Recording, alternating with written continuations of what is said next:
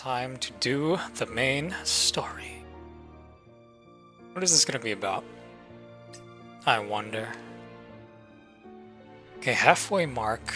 There's 11 progress. So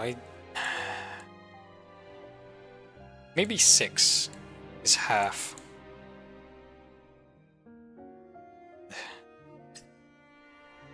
That looks about right. I'm going to stop at progress 6 for tonight. So let's start with the prelude. Is everything still working? Yes, it is. Let's see what you got, Paxtella.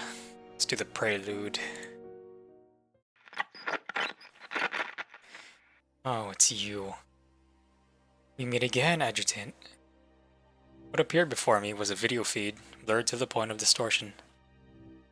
From the image alone, it was impossible to tell where Sophie, the one who had initiated the call, was currently located.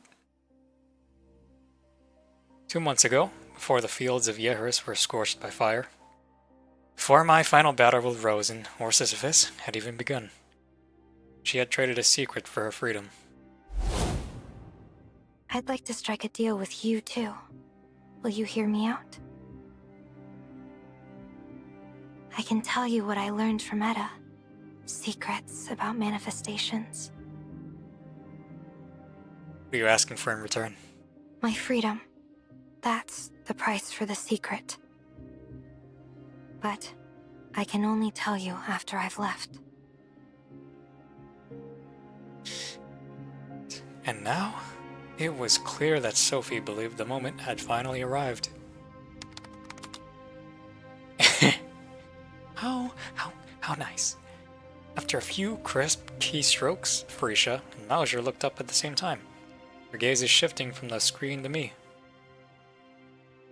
When I met their eyes, Felicia's lips curled as she gave me a small gesture that said we were all set. They had already launched the tracking protocol. It was only a matter of time before we pinned down Sophie's location.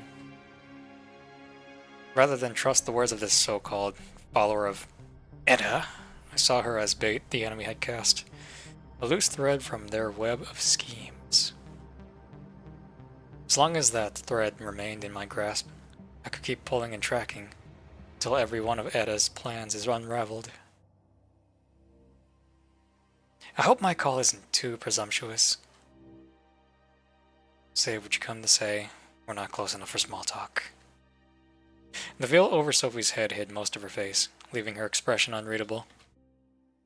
Yet as my words faded, I could sense a faint smile taking shape. The gentle curve of her lips seemed to draw us closer, compelling like her song. You spared me before, so I will honor our agreement and share the secret with you. That secret is, manifestations can evolve again. That's Acacia, right? Evolve again? How? I'm afraid that's where our deal ends, Mr. Adjutant. But what you're asking, I can tell you all of it. Not just how it works, but what new powers I've gained from it. All I ask is that you lend me some aid. What kind of help do you need? She paused. Behind her, the muffled sound of waves rolled in. Back in Yaris, I began to understand how you think. Humanity has its fate, its fight. We'll find the answer ourselves. I'll make sure of it. That the answer is what humanity's looking for. Not Etta's, not any single person's, not Rosen's, not mine. Now, I implore you to hear my thoughts. Her smile faded, and her voice grew solemn. Juvosis has already driven humanity down a path of pain and despair. With death looming above them and civilization on the brink of extinction, they won't find the answer as you believe. Rather, they'll lose themselves.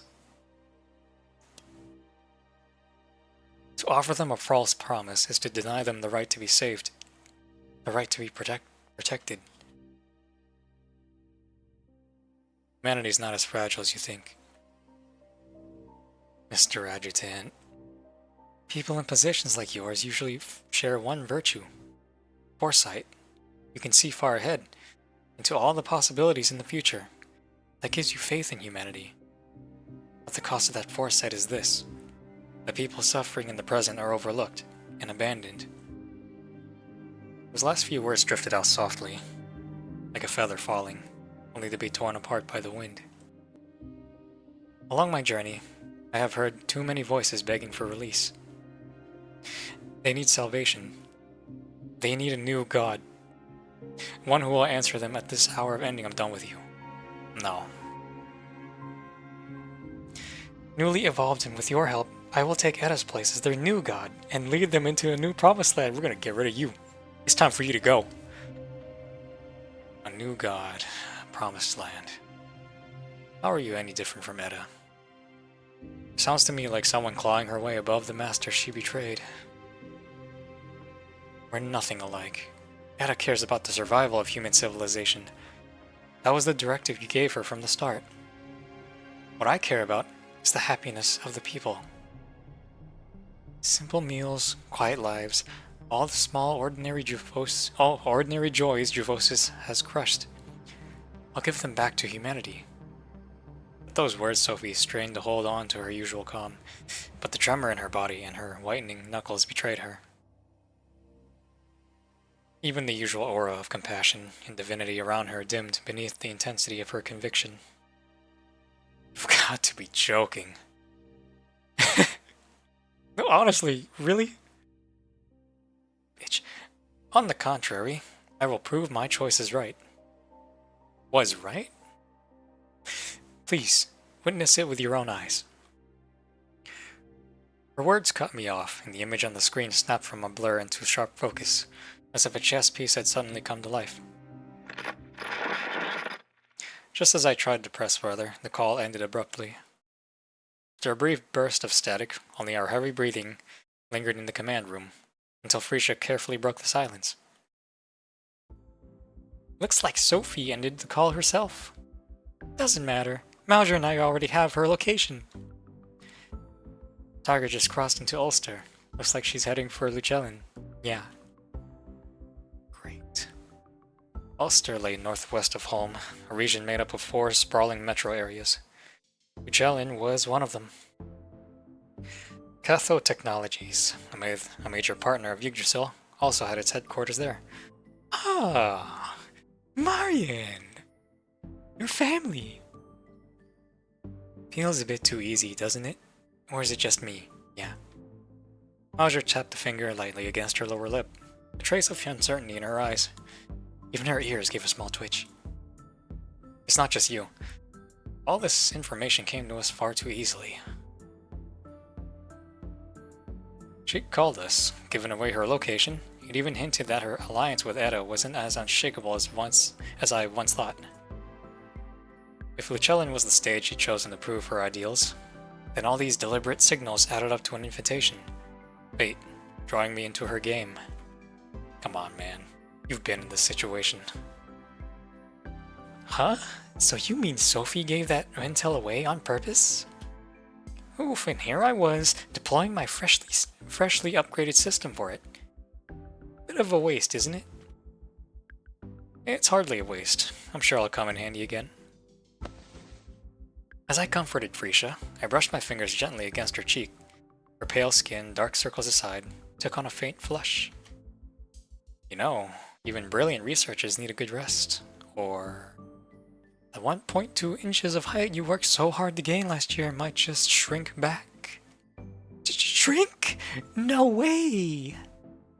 Frisha shook her head vigorously. Though she was talking about her height, her hands instinctively moved to her, shield her chest. Okay. Alright, I'll start going to bed on time. Tonight. Solving the tricky problem for the tracking system's next upgrade can wait. A tricky problem. Need my help? Not quite tricky enough to drag the adjutant into it just yet. It's just that the tracking system keeps picking up an anonymous port lately. Then these weird messages show up. Weird messages? She nodded, dead serious, though a puzzled frown began to form on her face. Mauser, who had been quietly listening at my side, suddenly took 2 steps back and hid behind me. Her ears twitched, and a mischievous smile crept across her lips. Do not answer. Do not answer, yeah. Could Professor Frisha have received messages from aliens? While Frisha was deep in thought, Mauja had completely hidden behind me. I reached back and fished her out. She stuck out her tongue, eyes full of innocence, but the mischief on her face said clearly, even a genius like Frisha needs a challenge sometimes, yeah. The command room door slid open with a soft hiss, and Caroline came in hurrying in. Boss sent me to check on your progress. Come, let's talk in her office. Frisha, Mauser, could you tell Marion to come to Tao's office and meet me there? Roger that. Consider it done. Got it. Yeah. Caroline led me into Tao's office, then quietly took her leave, closing the door behind her. Tao stood motionless by her desk. Tension in her posture made her look almost like a porcelain figure.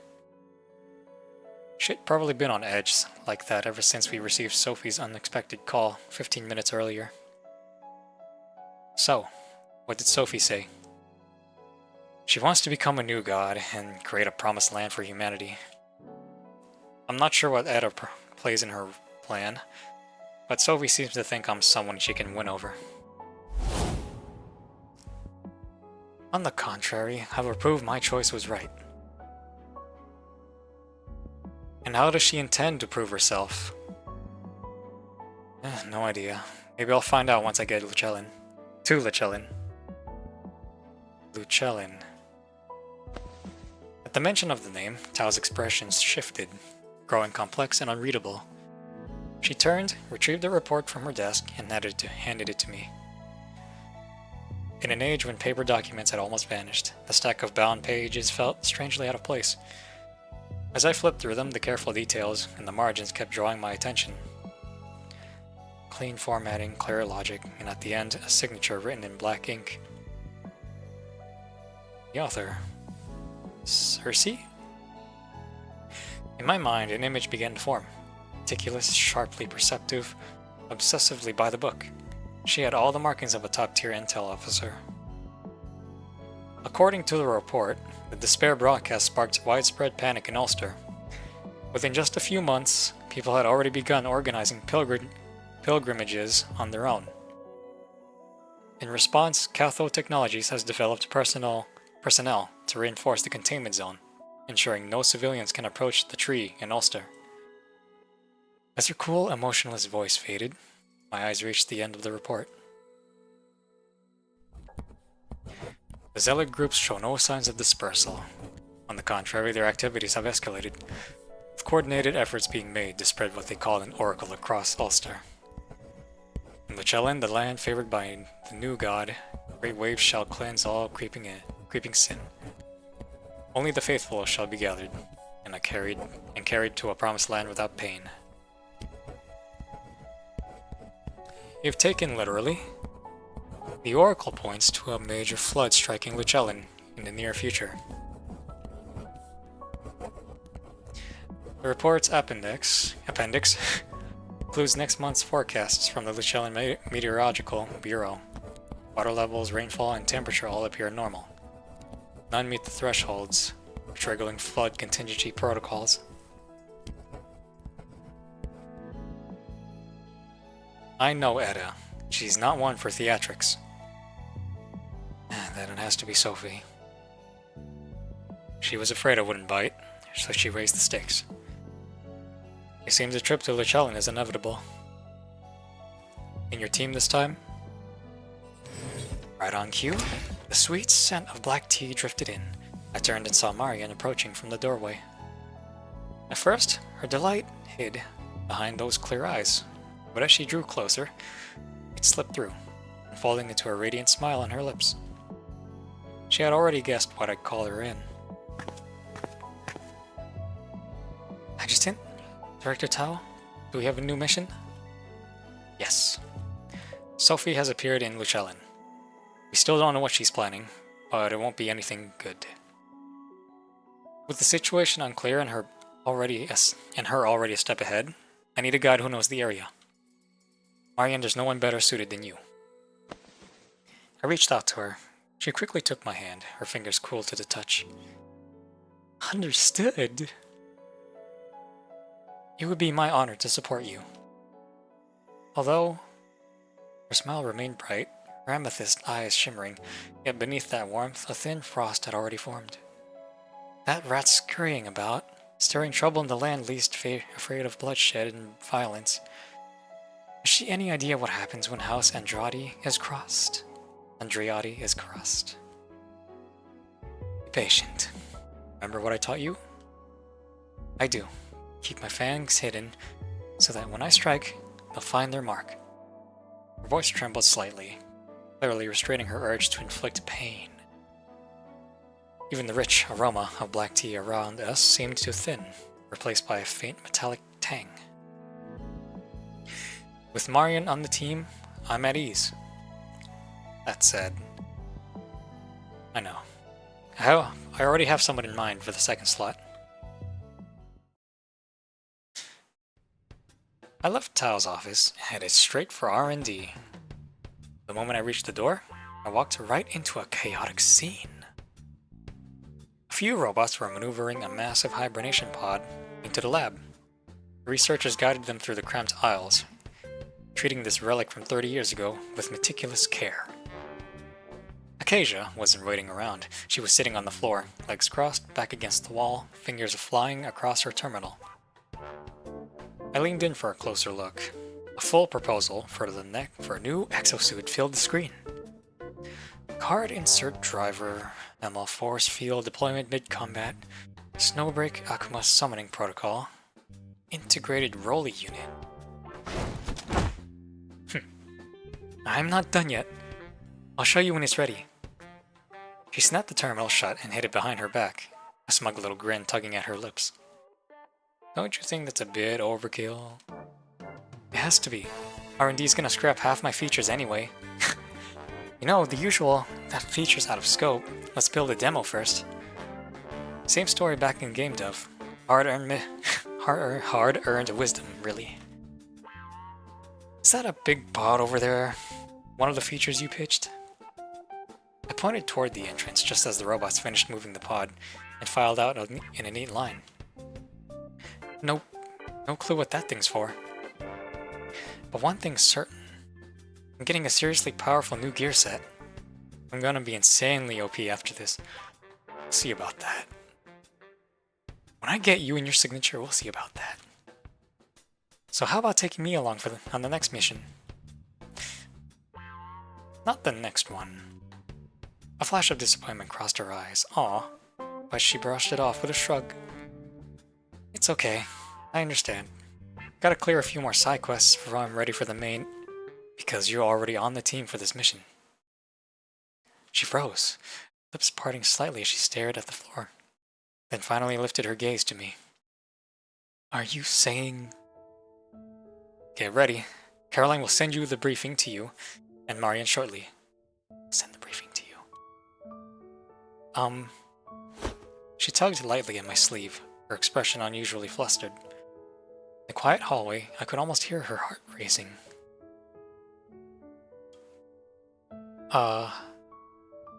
So this mission's gonna keep us away from HQ for a while, right? I just bought a premium monthly pass. Be ashamed to break my login streak now. Who do you think I should leave my account with? I'm done with you. Life or Haru would be reliable choices. Mia probably knows her way around games too. Or, if missing a day or two's login reward doesn't bother you, Cyrus is always an option. Something else on your mind? She still couldn't get it out, so I lowered myself to her level, under the tips of our noses touched. We were so close our breaths skimmed each other's faces, warm and ticklish. She couldn't look away, her earlobes flushed a vivid red. Honestly, the monthly pass and all that, it doesn't matter. What I really want to say is... I'm really happy I get to go on a mission with you again. Aw. She finally let the words out and leaned into my arms, the warmth of her cheeks seeping through my shirt. A similar warmth lingered in the afternoon air as people strolled along the stone paths of Lucellin. Cersei carried a bag of fresh vegetables from the harbor market in one hand and used the other to lift the brim of her hat, trying to cool her sweat-damped brow. Everything's still working, by the way. It is. Gotta make sure. She finally reached her doorstep, only to stop short. A woman stood on the steps, dressed in a long, black gown, hair tangled from travel, looking every bit the weary wanderer. Yet sunlight seemed to favor her. The path was dull and gray, the stones dusty brown, except for the patch beneath her feet, where a soft golden sheen clung to the ground, making her skin glow. It's been a while, Cersei. Mind if I come in for a cup of tea? Alright. Let's do this. 3 days before our departure, the R&D department finally completed the full development cycle for the new exosuits.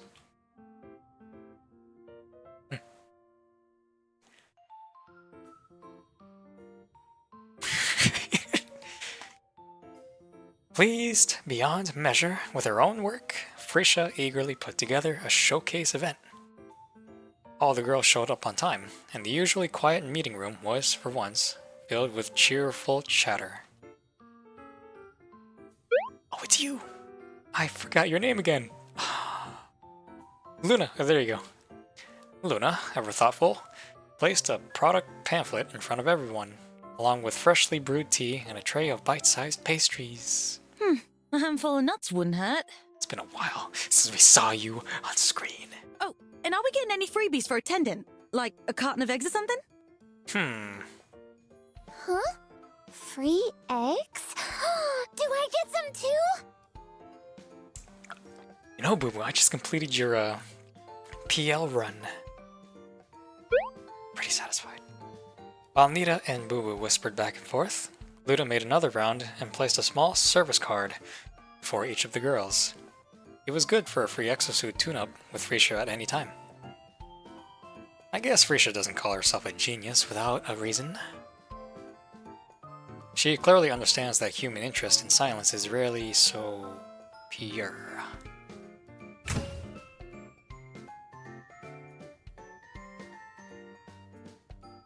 The lights snapped off, and everyone blinked in surprise before their gaze shifted to the hollow display up front. The hell? Frisha stepped out from the shadows. A second later, a spotlight locked into her, illuminating the proud, confident smile on her face. Welcome everyone to Professor Frisha's very own product showcase. I gathered you all here because our research has made a proper breakthrough. During the early phases of our experiments, we managed to pull the biometric data stored in Acacia's hibernation pod. And from that, we built a complete bio-blueprint. This means that from day one, this exosuit was designed to sync with Acacia almost perfectly. And every subsequent test has confirmed it, to the letter. Looks of awe spread across the girls' faces. Some had their hands clasped at their chests, ready to applaud. Take a look over here. What? She pointed to a crescent-shaped component displayed on the hologram. This is the R&D department's custom-built trans-phase core. It compresses every bit of energy Acacia stores and routes it here. And when the moment calls for it, the exosuit can release all that energy at once, triggering a full power burst. Will that put any strain on her system? The answer is absolutely not. Wow. Guided by Acacia's bio-blueprint, the exosuit will adjust her natural hormone levels and trigger a temporary growth boost in bones and muscle. By growth boost, do you mean? Ivy, it's been a while. I can't wait. It's your time to shine.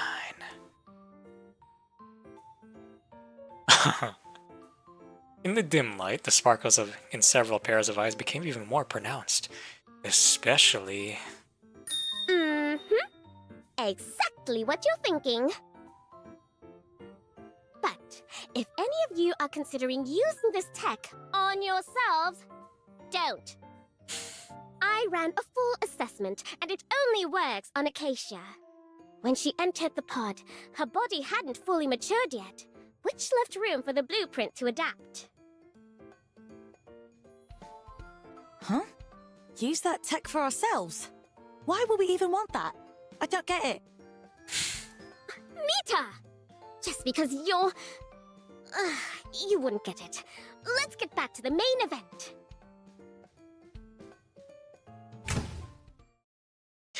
Wow. Frisha sighed and pointed to the side. Side. The spotlight tracked her gesture and moved in that direction.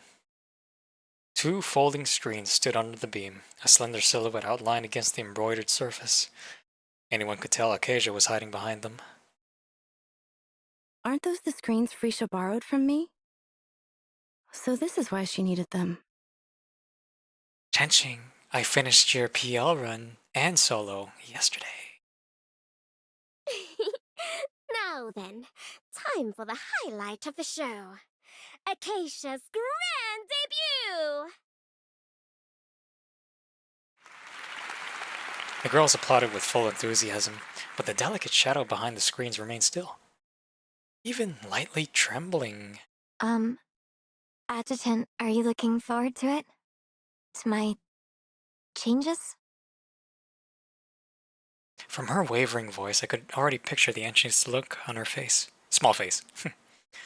Change or no change, as long as it's you, Acacia. I'll always be looking forward to it. Acacia finally relaxed, took a deep breath, and stepped out from behind the screens.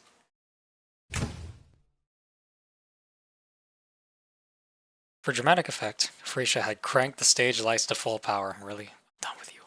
Blinding light swallowed Acacia, forcing all of us to shut our eyes and brace for the reveal. When we finally opened them,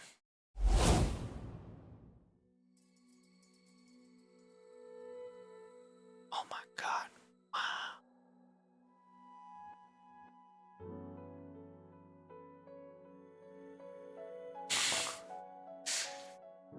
Aww.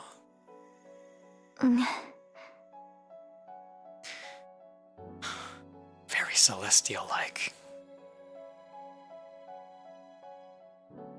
It was the same familiar, comforting face.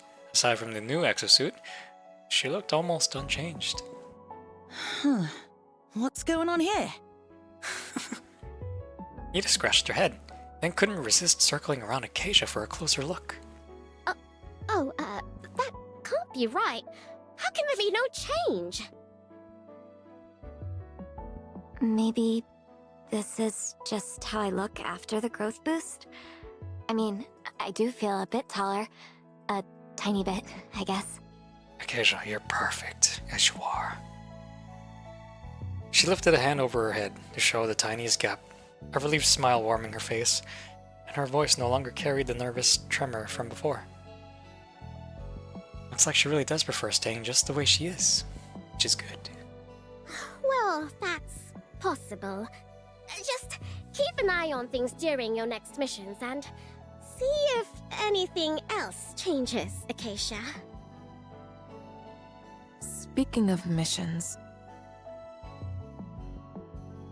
Sorry, I just want to give Wifey a big hug. Life stepped closer and gently wrapped an arm around my neck. After fixing my collar with a familiar touch, she let her warm hand settle on my chest. are you sure you don't need me to go with you? I'd love you to go with me, but it's up to this guy. Just stay home and wait for me. This mission isn't a tough one. I'll be back for you before you know it. Don't worry. My prince, do take proper care of yourself while you're away. Of course. If only you could leave a few days later. Mingdong Jie is almost here. I was hoping to share dumplings and lanterns with you, my prince. I'd like that too. When I return, I'll make it up to all of you. I hadn't even stepped out of the building yet, and the girls were already clinging to me with quite affection.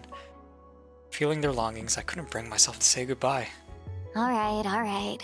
You don't have to worry so much. Acacia could say the same thing.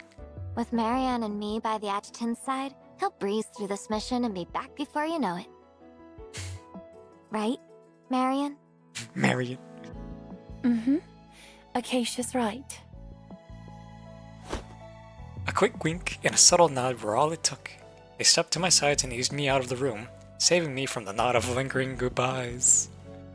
But the real conclusion of that product showcase didn't happen until the day we set off for Lucellin.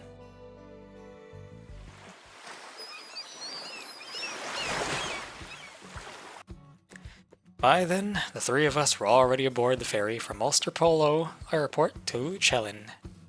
While we were out on the deck enjoying the sea breeze, I received a text from Frisha. After the showcase event, I recalculated every metric for the exosuit. No matter how I checked, the result was the same. Acacia was resisting the power of the transphase core.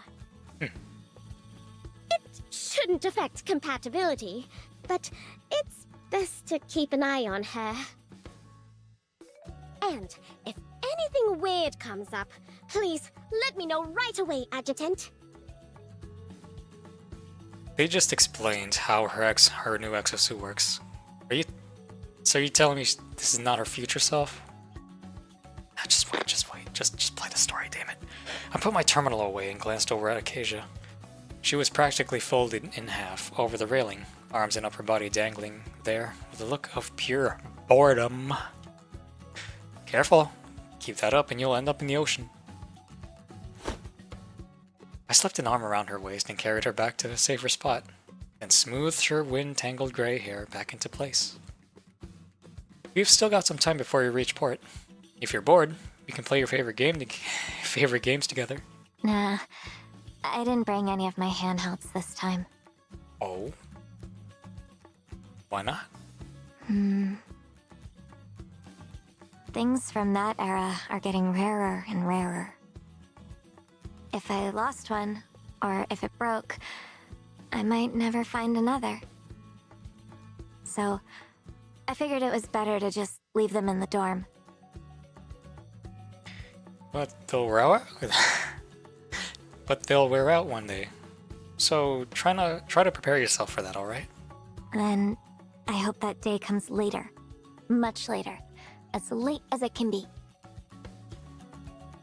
Adjutant, when that day finally comes, you'll be there for me, won't you? I mean, obviously yes, but shouldn't you guys have tech that can repair shit? Even the old stuff in this day and age? She tilted her head up slightly and closed her eyes, fingers clasped over her chest, as if making a quiet prayer, or waiting for something. So I leaned in and gave her my answer. Our lips met, cool at first, then turning warm and moist.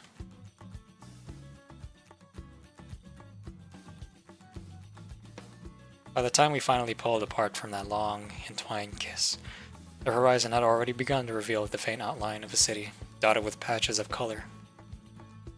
The people of Lucellin are born with an eye for color. Taking in the view, I had to admit, there really was truth to that saying. Well, it seems we're almost there. Marianne glided out of the cabin with her usual grace, and judging by her eyes, she seemed more interested in the smudged lip gloss on my lips than in our destination. She wrapped herself around my right arm, drawing in close. Her voice brushed my ear, soft, enticing, and edged with a quiet danger. Adjutant, since you've had a sample of Acacia's lips, don't forget mine. The flavor's rather unique. Lordy. Don't worry. I'll give each flavor the attention it deserves.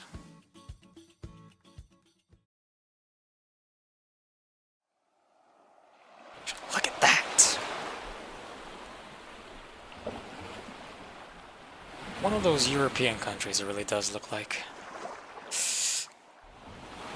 Between our laughter and banter, the ferry had already slipped into Lucellen's bustling harbor.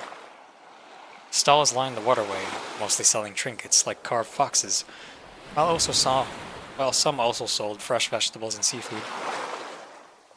Under the gentle sunlight, the whole city seemed full of life. It was hard to imagine that beneath all this calm and color lurked the pilgrims, festering out of sight like a wound that refused to heal. The streets were packed with people, so dense it was hard to tell where the crowd even began or ended. Just as we were focused on the road ahead, a sweep of rose-red slipped before our eyes. Hello, I'm Cersei. Hello? Hello? Cersei? Yes, she knows Lucalan's current situation well. Bringing her into the operation should help you. Lucalan? Are you kidding me? Are you telling me that's how you pronounce that damn Lucellen? Lucalan? Are you kidding? Nah, I'm pronouncing it Lucellen, man. Of course, that's only my suggestion. The decision is yours. Exactly, the decision is mine. I'm pronouncing it Lucellen. A capable Levatian agent? Levatian agent? Sounds good to me. Let's go with your plan. Levitan agent. Vidya? No. Cersei, you're part of Vidya's old job? Tao paused, a faint flicker of awkwardness crossing her face. You misunderstand. She's not one of mine. I had Caroline pull her file. In 55, fresh out of university, she joined Yggdrasil and spent 6 months there as an intern. And after that, she resigned. An intern who only spent 6 months at Yggdrasil. Then what's your reason for trusting her? There was a recommendation letter that came with the report. Tao handed me a thin envelope. On the paper's coarse, yellow texture, it was clearly old, yet the envelope was unexpectedly smooth, almost uncreased. The moment I opened it, a sharp sense of familiarity hit me. The handwriting was still clear and precise, each stroke controlled and unmistakable. It was my handwriting. So, which department was she in during her internship? Security. She served directly under you. Really now? Those few words were almost enough to drag me back to a certain winter night, where memories blurred together, half hidden behind a veil of frost. This isn't the best place to talk. Come with me. How vibrant. How nice. With practiced ease, Cersei hailed a passing boat and hopped aboard first. Once we were all seated, she keyed an address into the bow console. Moments later, soft music and a recorded announcement drifted through the cabin's speakers. This boat is pretty fancy. You tell. Locals call these little boats gondolas. Lucalan upgraded its entire water transit system 5 years ago. Lucalan. Lucellen. Every gondola now has autonomous navigation, all coordinated by the city's central AI. Well, let me guess. Cathode Technologies handles all the tech support? Marion didn't answer. She simply gave me a sweet smile. I could tell she was proud of what her family had built. Dear passengers, welcome to this beautiful city on the water. The voice was clear and bright, and uncannily similar to Marion's. I glanced over just in time to see a flush rise to her cheeks. Her fingers had already slid to the console and turned off the announcement. Huh? Why'd you turn it off? I was just about to say the voice sounded a lot like you. Wait, could it be? I do apologize for the confusion. That was my older sister's voice. You have a sister. She often says that once the current difficulties are resolved and stability returns, the Andriotti family may consider expanding into new ventures.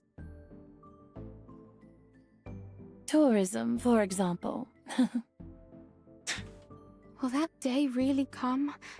We don't even know if Lugalan can make it through the crisis we're in right now. God damn, look a lot. Why the Cersei lowered her head, nudging her glasses higher as she murmured under her breath. The lively atmosphere we'd built quickly vanished. No one felt like talking, so we just watched the scenery go by. Marion leaned lightly against my right shoulder, brows knitted in thought, while Acacia rested her back against mine. It felt as if an invisible line had split the little boat in two. The three of us on one side, and Cersei alone at the bow, arms wrapped around her closely drawn knees and shrinking into the corner. She radiated a timid, withdrawn air, and the longer she stayed silent, the more curious I became around her. Cersei? Huh? Back when you were in security, did I ever mark you down? She paused, thinking over my question before realizing what I was doing, and let out a chuckle. No. You always looked out for me, Chief. Glad to hear it. I've forgotten a lot of what happened back then, so I was worried that... I understand. Really, I do. Just being able to see you again is more than enough for me. Seems like another love debt to settle. What are you talking about? What are you talking about? Acacia's slightly sour comment drifted from the stern, and Cersei turned her face away in embarrassment. And just like that, the distance and unfamiliarity between us finally began to melt away. The little boat cut through ribbons of blue-green water, beautiful, scattering glittering ripples as it carried us to the residential waterfront. After leading us through a few twists and turns, Cersei stopped in front of a small, neatly kept house. This is my place. Please, come in.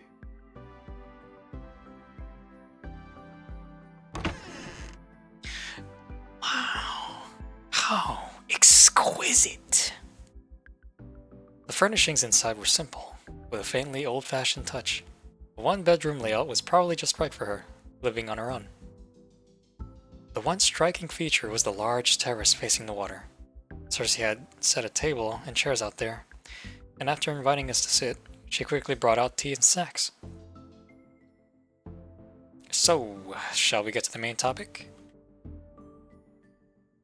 How much do you know about Lugalan's current situation, especially Sophie's plan? 3 days ago, Sophie came to me. Oracles, pilgrimages, the flood that washes away sin.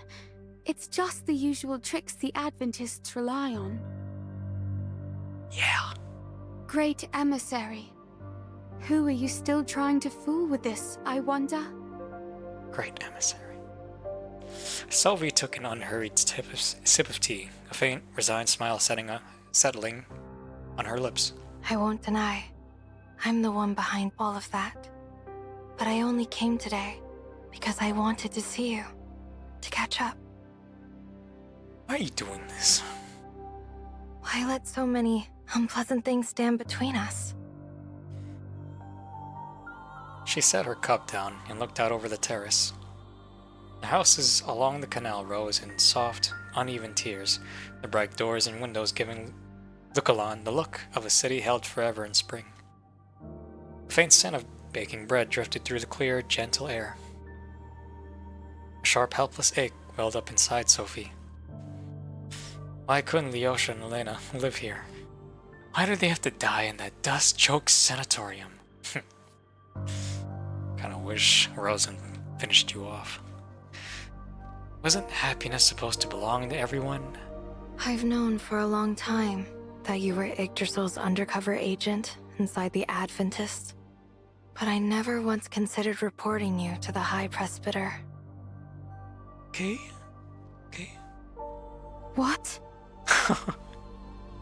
I know how hard you worked to climb the ranks in the Adventist, and I remember the way your eyes always lit up whenever you heard the name. Adjutant. Who wouldn't be moved by your dedication? Such a pity. He's forgotten it all and left you behind just like that. Have you come to mock me then? Cersei gripped her skirt, and her eyes sharpened as they met Sophie's. Of course not, Cersei. I genuinely wish for your happiness. You can't force happiness on others.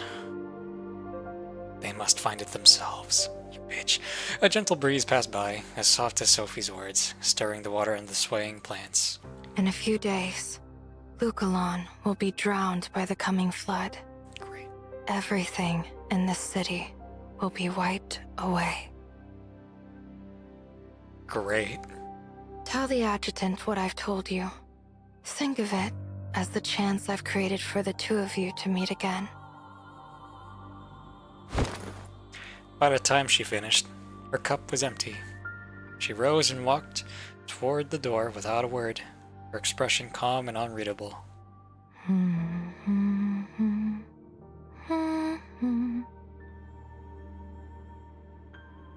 The seemingly casual melody carried a hidden power, leaving Cersei no room to act. Outside the window, the canal rippled in eerie, unnatural patterns, stirred by Sophie's song.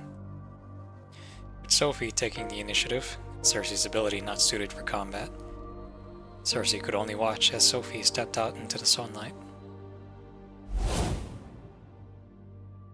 So, you only stayed at Yggdrasil for 6 months because they sent you to infiltrate the Adventists? Yes, that was when I met Sophie. Did she ever mention exactly when the flood is supposed to happen? No. I even tried asking around among the pilgrims, but all I ever got was the same vague answer. Cersei shook her head. Marion, however, narrowed her eyes, her gaze sharpening. She slipped her left hand under the table, dragging her nails over her finger pads again and again, as if using the sting to steady herself. Goodness gracious. Hold Marion's hand. Oh, I cupped her fingertips in my hand, softly rubbing over the reddened marks. Under my gentle touch, she slowly relaxed. The chill in her hand faded, replaced by a hint of warmth. But if she were lying, she wouldn't have gone to so much trouble just to tell me all that. Instead of overthinking it, wouldn't it be faster to just grab Sophie and ask her ourselves? Yeah, why not? Acacia has a point. I can contact my family right away and have them run a full sweep of Bygone. Sophie won't be able to hide from that. Adjutant, what do you think?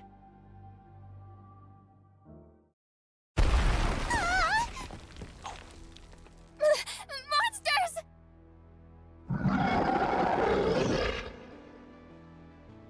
I was just about to nod at Marion's proposal when a piercing scream erupted outside.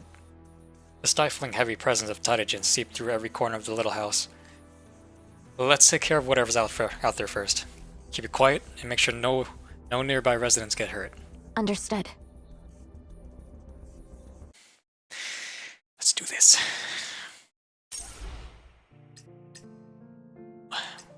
Oh, 2 actions. Oh, I got just the right amount for that. Perfect. Oh, Haru. Okay.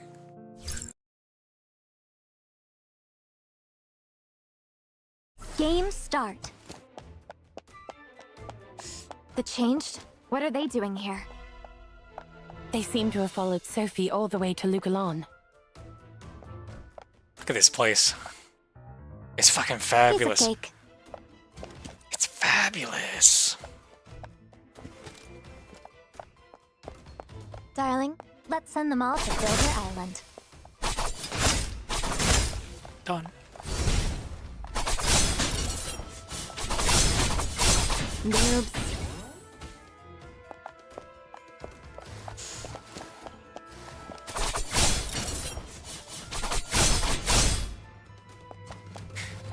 I'm not gonna use her ult because we haven't seen it yet in the story. Something's moving under the water. They must have entered Lugalon through the waterway. Maybe ammo, darling? No wonder they managed to slip past my family's security.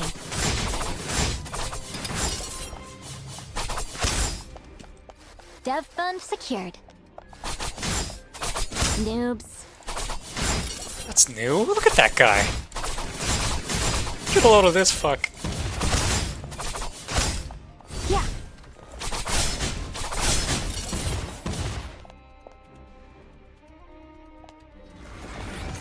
No way. Those are big Bygones, aren't they? Ain't no way. Interesting design. Now this is getting interesting. Interesting design. Oh shit. Okay. Okay. These narrow and winding alleys are perfect for them to hide in. Adjutant, Acacia, you two keep going. I'll take the clock tower and suppress them from above. Noobs. Oh, this guy.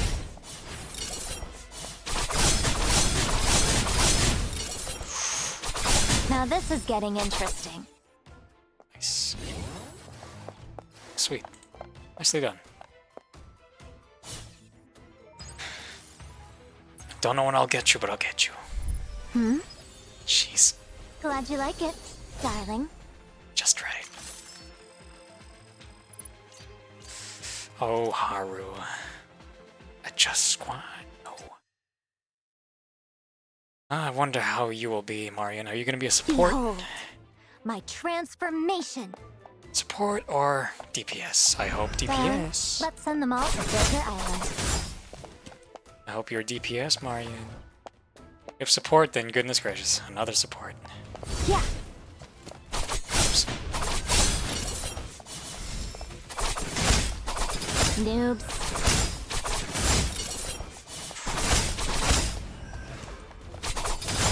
Pass me the ammo, darling.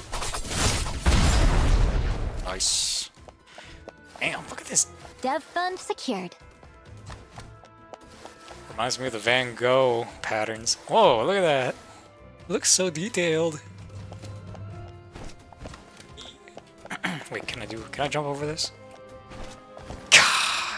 Come on. Come on, devs. There are plenty of change to cross the river, too. Might as well wipe them out at once. Surely. Yes, just shoot it. Should we take a gondola across? Ah, we're good. No, that would be far too slow. Just target that The device. river froze. Whoops. How did that happen? That device is one of Lugalon's standard flood control measures. Once activated, it sprays a nanocrystal catalyst that freezes the water surface in moments. Did you notice those gondolas nearby? They have no seats, only heat barrels that can siphon thermal energy from the river. Once they've absorbed enough heat, the barrels are ferried out to the open sea to regulate the water level during flood season. Get a load of these boats. Is this what the boats they used?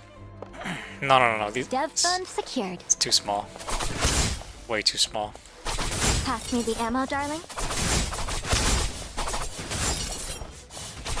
Yep.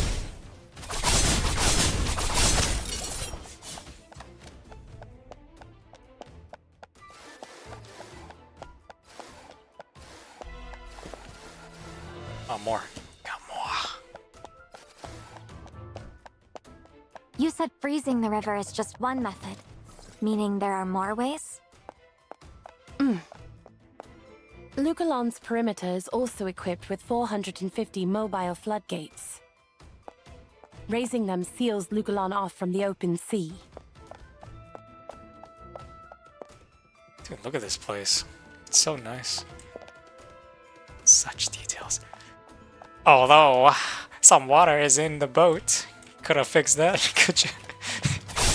Minor details. And all of this is cathode tech? To build her island. Yes. Lugalon suffered terrible floods in the past, Mission accomplished. Let's which is see. why my family invested a great deal in countermeasures like these.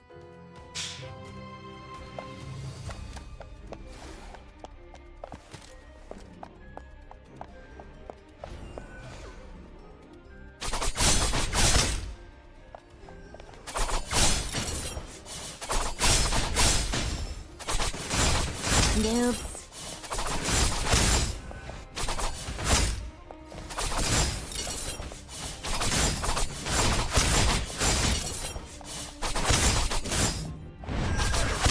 Dev fund secure.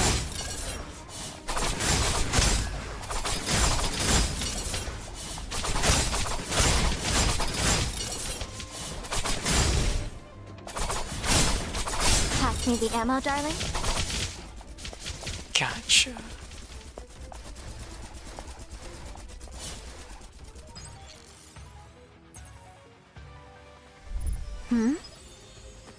Glad you like it, darling. Fabulous.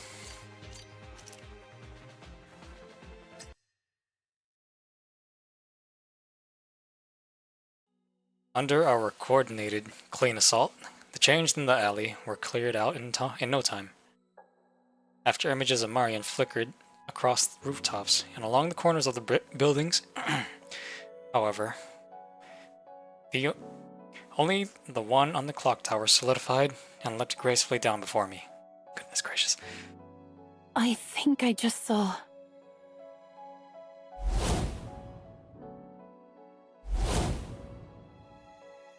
Marion glanced at Acacia. A faint crease forming between her brows. Her lips parted, but no words came. She wasn't imagining it. I felt it too. Something in Acacia had shifted in that moment. She'd been guarding my blind side for the whole time. And in that brief moment when we stood back to back, I could feel the girl behind me growing. Her long hair brushed my shoulder, body leaning into mine, carried a steadier, surer strength. And even her scent felt richer than before. You weren't seeing things. For a second there, I think I really did grow. That must have been the growth boost Frisha mentioned. But it ended so fast and I didn't feel any real increase in strength. So you drew on the transphase core just now. Yeah. I know they were only small fry, but I still panicked a little when I saw them surrounding you. Realizing she'd overreacted, Acacia ducked her head in embarrassment and kicked at the pebbles by her feet. Beneath her fluttering lashes, her eyes were like twin cherry blossoms, full of quiet affection. It seems there are two possibilities. Either the transphase core hasn't reached full charge, or Acacia hasn't yet fully adapted to the exosuit. In either case, I would advise bringing in Cathode Technologies engineers to fine-tune it and ensure that it doesn't affect our upcoming operations. But I had barely gotten the word out before Marion gently picked up on what I meant. Only if Frisha signs off on it. That's what you were about to say, isn't it, Adjutant?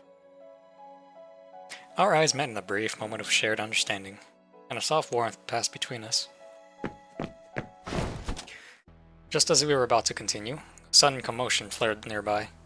Shouts and hurried footsteps tangled together, shattering the quiet of the residential block. A well-armed squad poured out of the alleys, and from all directions at once, surrounding the four of us in an instant. Startled and defenseless, Cersei stumbled backward, shrinking away until her back was pressed firmly against the wall. What's going on? Adjutant, do we take them down? Wait!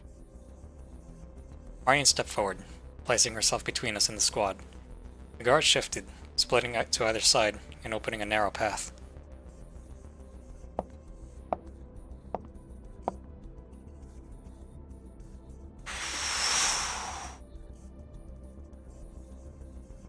Click, click, click.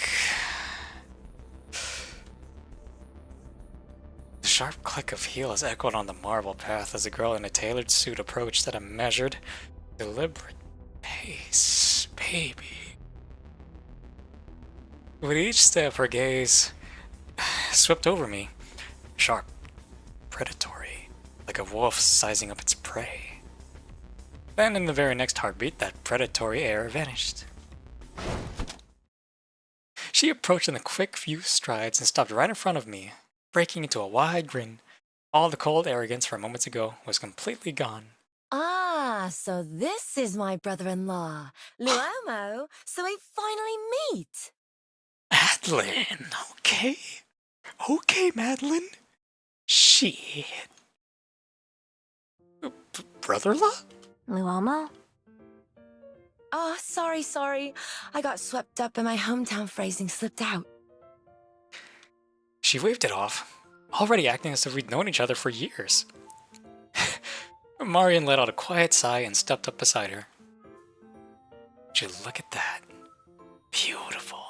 Standing together, the resemblance was clear, although the shades of their hair and color, along with their temperaments, differ greatly. Adjutant, this is my elder sister. Just call me Madeline. Pleasure to meet you, Madeline. So, Marion, how could you not tell me you'd already arrived? I was planning to pick you up at the docks, you know. We had a few loose ends to tie up. What about you? Why are you here? Well, how should I put it?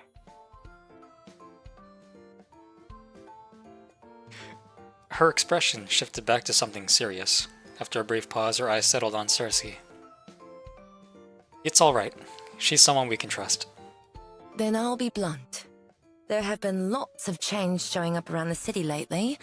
I followed their trail all the way here. They're not after anything specific, just wandering, which makes them a pain to handle.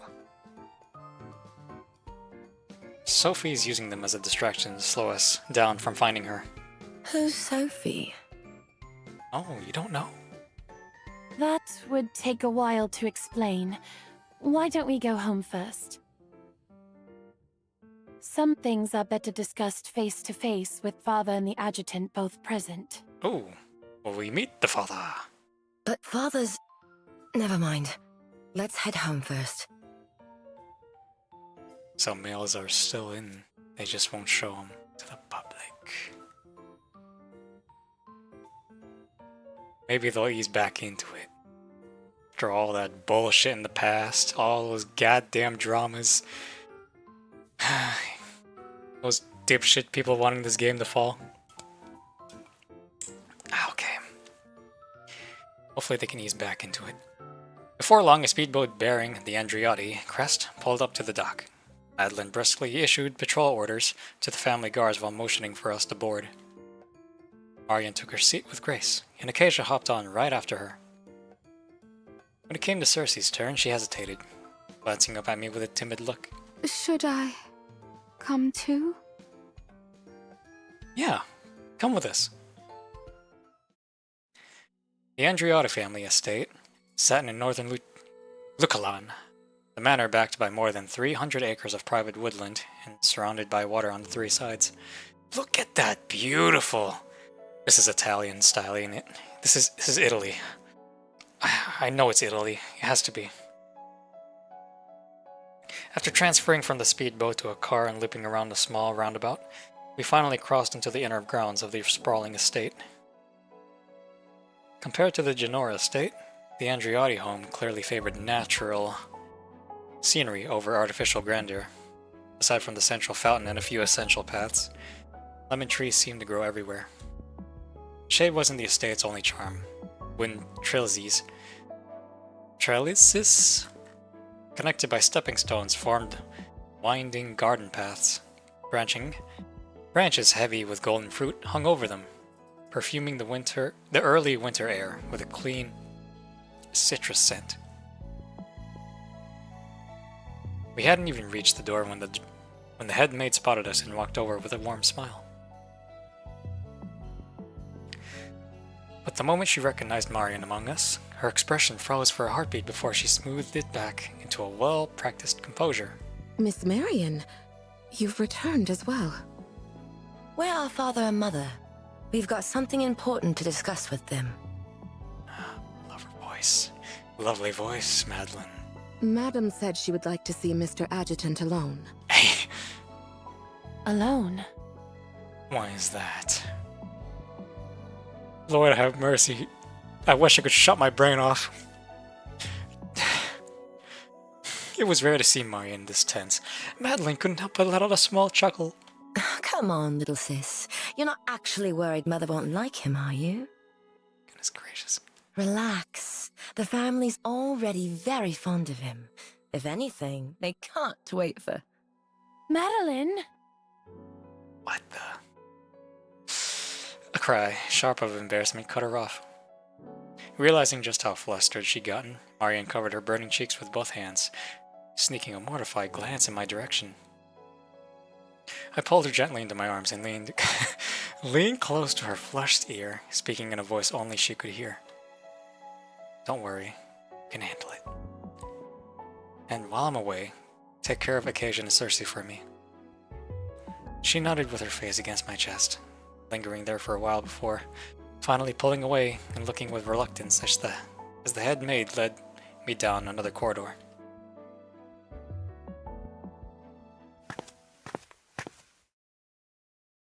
The Andriotti residence was large, quiet. Her footsteps were the only sound echoing through the empty halls. Before long, the maid stopped before a set of glass doors. We've arrived, Mr. Adjutant.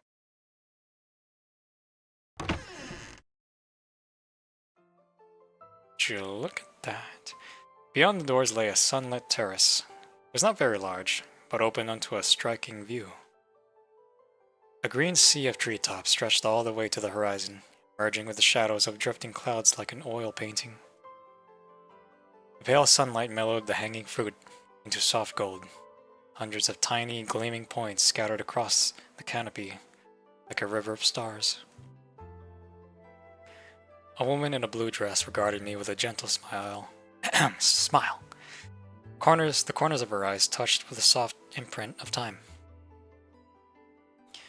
She shared a similar hair, eye color, with Marion and Madeline, but her demeanor was more composed than the former and more grounded than the latter. She carried the warm, gentle grace of a middle-aged woman. Please, have a seat, Mr. Adjutant. The voices are perfect. It's like a staircase. Please, just call me Andro, ma'am. Even with your position, you remain courteous and humble. Marion chose well. You are indeed a man she can entrust her future to. Even so, Mr. Adjutant, allow me to continue addressing you formally. Because what we discuss next is not a family matter, but the future of Lucalan. Her smile faded, the warmth slipping away as a frosted solemnity settled over her features. Would you look at that? If it's something that's serious, shouldn't the head of House Andriotti be here as well?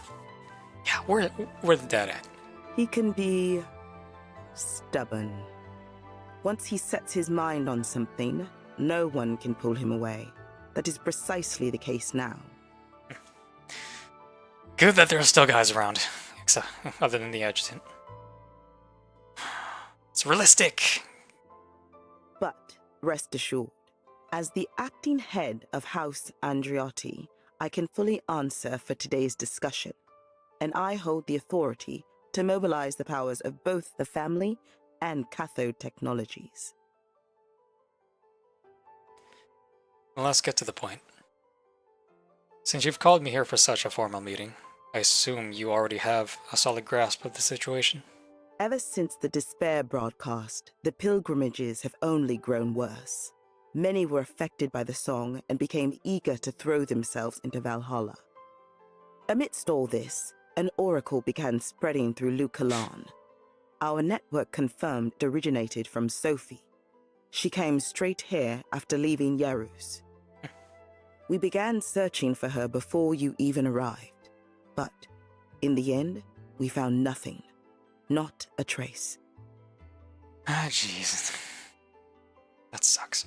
To erase herself so thoroughly, she must have borrowed the power of that AI in the sky. Little bitch. She had spoken at length, and by the end the light in her eyes had dimmed, replaced by a weary mix of uncertainty and concern. Losing the Edda had been a bitter blow. It left her wondering If even the technology they took such pride in could no longer be relied upon, where would their future be headed? Mr. Adjutant, based on what you know about Sophie and Edda, do you believe the prophecy is real? I will prove my choice was right.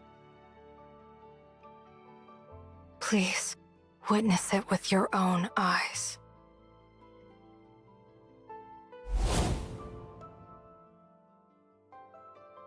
She once told me that, but until now, I had never been able to connect those words to the prophecy of a flood. I paused for a moment, thinking it through, then nodded. Given what we know about them, yes. According to my intel, the flood isn't far off. A few days at most. Mrs. Andriotti shook slightly, then let out a long sigh. Then we'll need to act quickly. Yes. But before we do, you may want to hear what Marian has to say. Oh. And what would that child even know about the matter? Come on.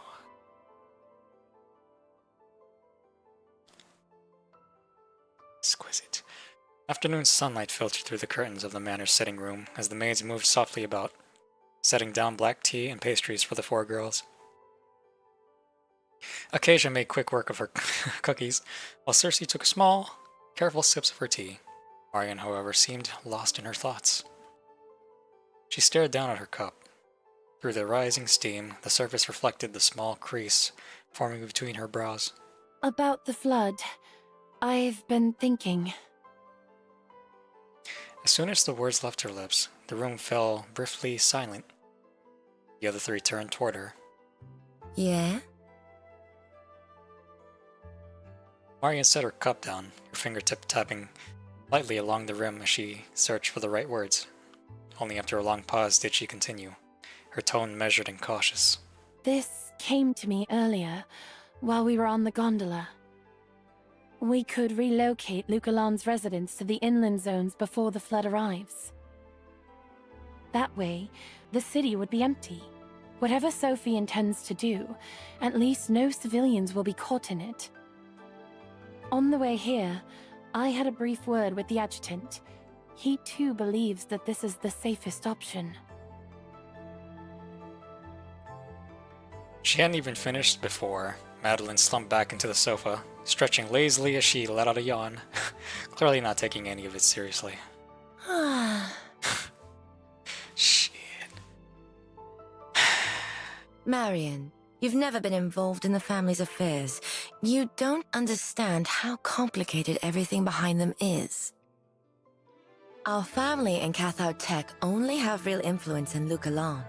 The other three metro areas each have their own megacorps running the show, and those companies don't answer to us on their own turf. And don't forget, the inland zones still have the trees to deal with. You really think they'd take in a wave of refugees just for us? And if the Andriotti family goes under in this flood, the other cities won't gain a thing for taking in our refugees. Who'd take on that kind of loss? She casually picked up a piece of cake with her fork and held it out to Marian, completely unaware of how her sister's expression was beginning to darken. Seriously, just leave this sort of thing to Mom and Dad. Now that you're finally home, what do you feel like having for dinner? Craving anything special? Madeline, I'm trying to have a serious conversation with you about Lucalan's future. Can you stop brushing me off and treating me like a clueless child? Her voice sharpened, anger flashing in her eyes. All right. I'll play along. So, tell me, how are you going to solve the issues I mentioned? I'm well aware the other three metro areas won't simply follow our lead, which is exactly why we need to expand our influence fast. How do you plan to do that? And the most effective way to do that is to tighten our ties with Yggdrasil and make it clear to all of Ulster that our alliance is unshakable. But our alliance is already solid, isn't it? How are we supposed to make it even stronger? Madeline shrugged. Her sister's sudden intensity had caught her by surprise. Even her pushback sounded less confident. Marion drew a slow breath. Her gaze swept over the room, steady and unwavering. Then she spoke with absolute clarity. By naming me, a Heimdall operative, as the new head of House Andriotti, that would make me the bridge between our two great powers. That's something. Wow. Huh? You want to be what?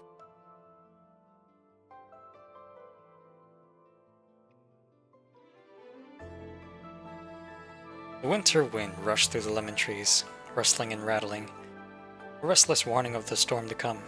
She wants to become the head of the family.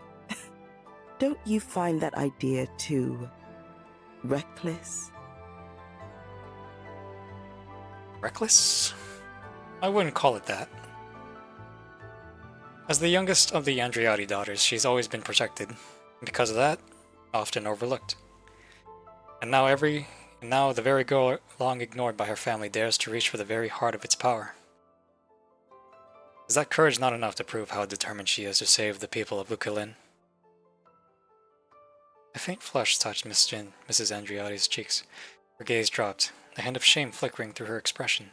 Even if she truly means it, you must realize this alone won't be enough to persuade the other 3 metropolitan areas to agree. I understand. If one bridge isn't enough, then let me be the second.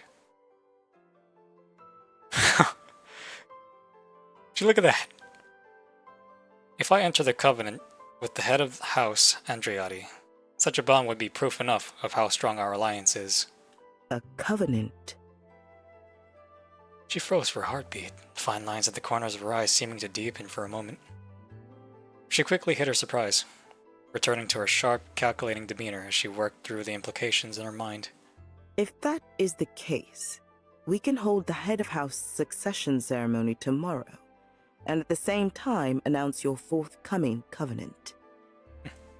That should be enough to get the other 3 areas to lift their border restrictions immediately. Power moves. I must admit, this is a well-considered plan. Let's not rush this, ma'am. Covenant is no small matter. We should first ask Marion herself what she thinks. She frowned, a flicker of confusion crossing her face. Haven't you 2 been in love for quite a while? This should be good news to her, shouldn't it? Why would she refuse? Ma'am, with all due respect, the way your family treats Marion is far too insensitive. No matter what benefits the covenant may bring or how deeply we're in love, rushing this without consulting her is disrespectful. I intend to make up for what Marion has been owed, rather than take it for granted that she should simply accept whatever we decide on her behalf. That's all I have to say for now, if you'll excuse me. She froze in place, hands crossed together before her, tightening with tension.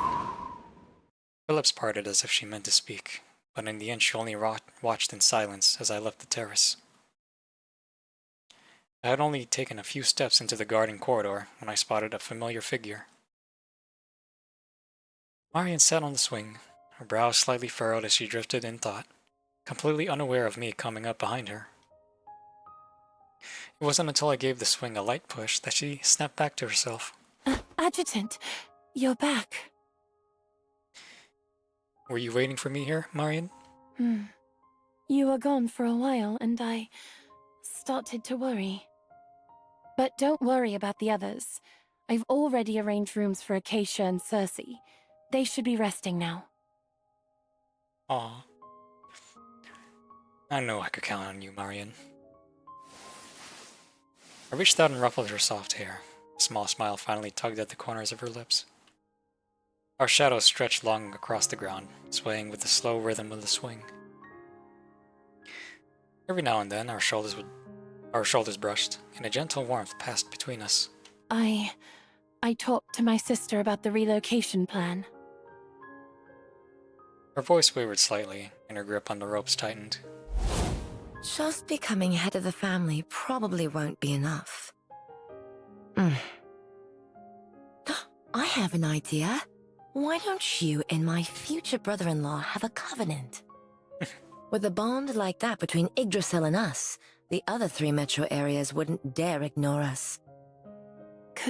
Covenant?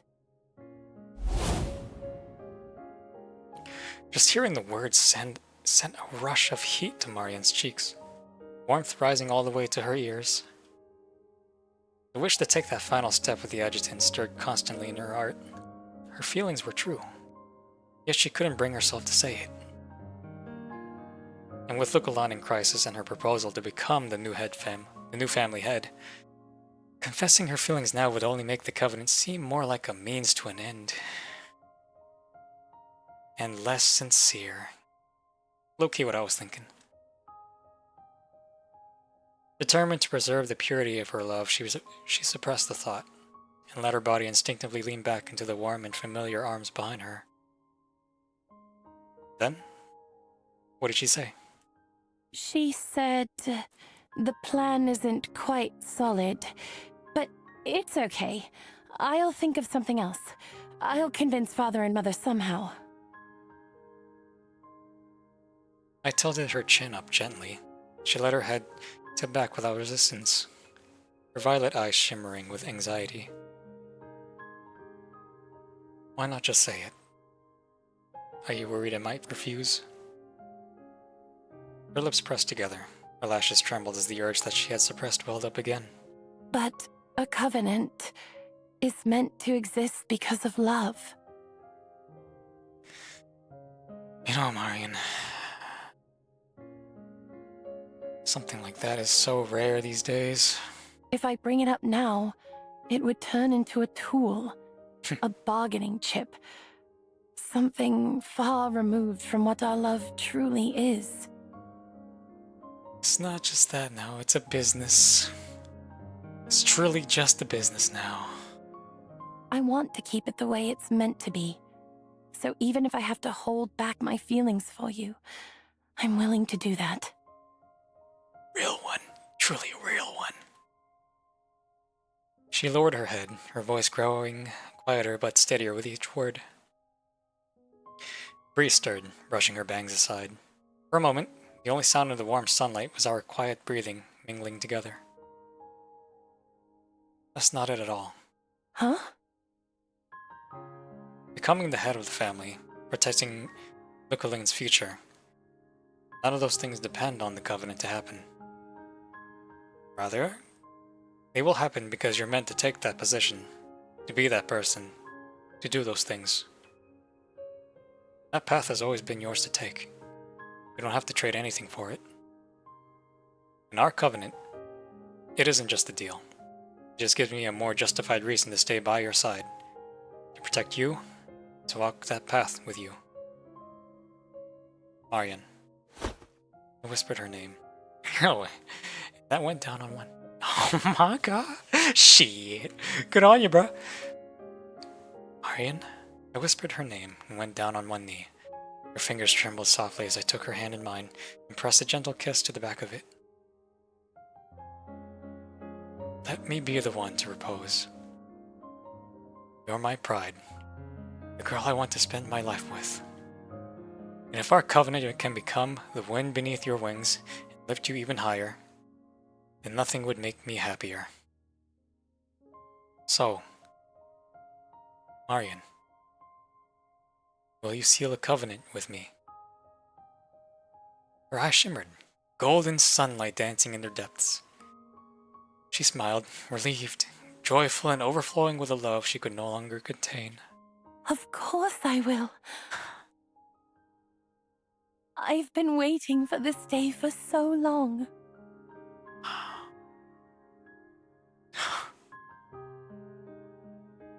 Glad you said yes. Since you agree to our covenant, your mother says that the succession ceremony will be held tomorrow. And that's when our covenant will be announced to everyone. Huh? Father and Mother have already agreed?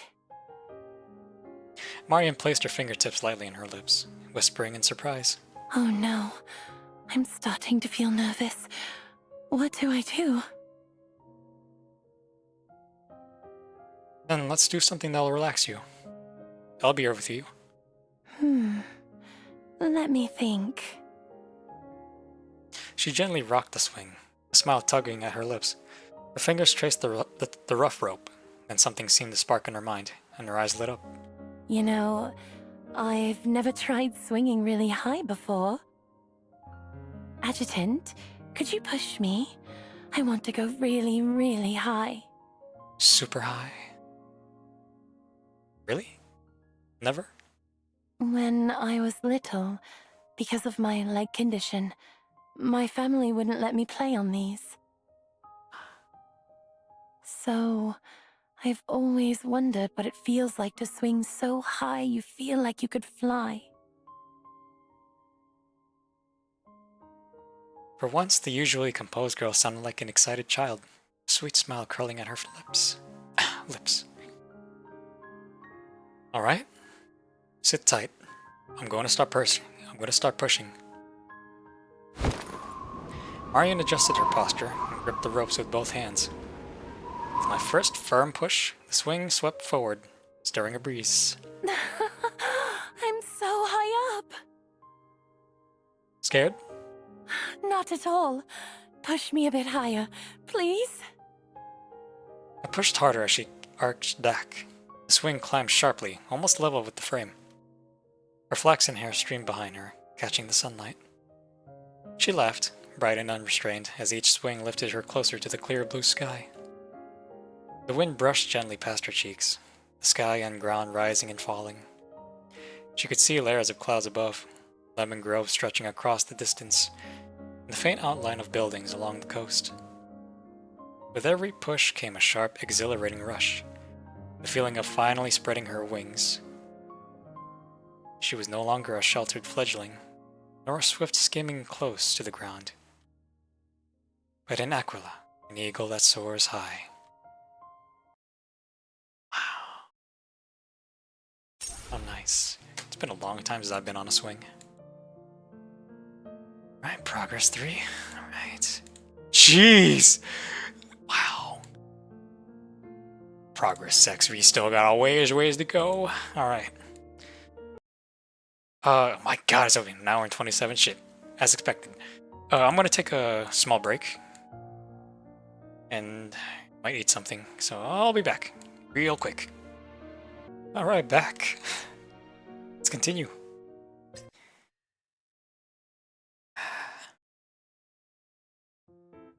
It felt as if every skilled tailor in Bygone had been summoned to the Andriotti matter, all scrambling to finish our outfits before tomorrow's ceremony.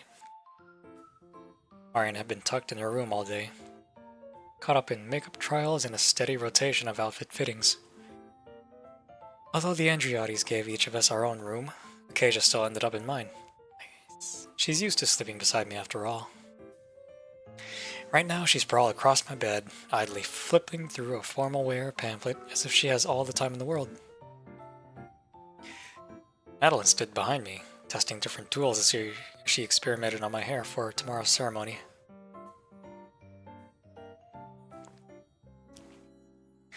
Her eyes were on me, but the focus wasn't. Her gaze had gone distant,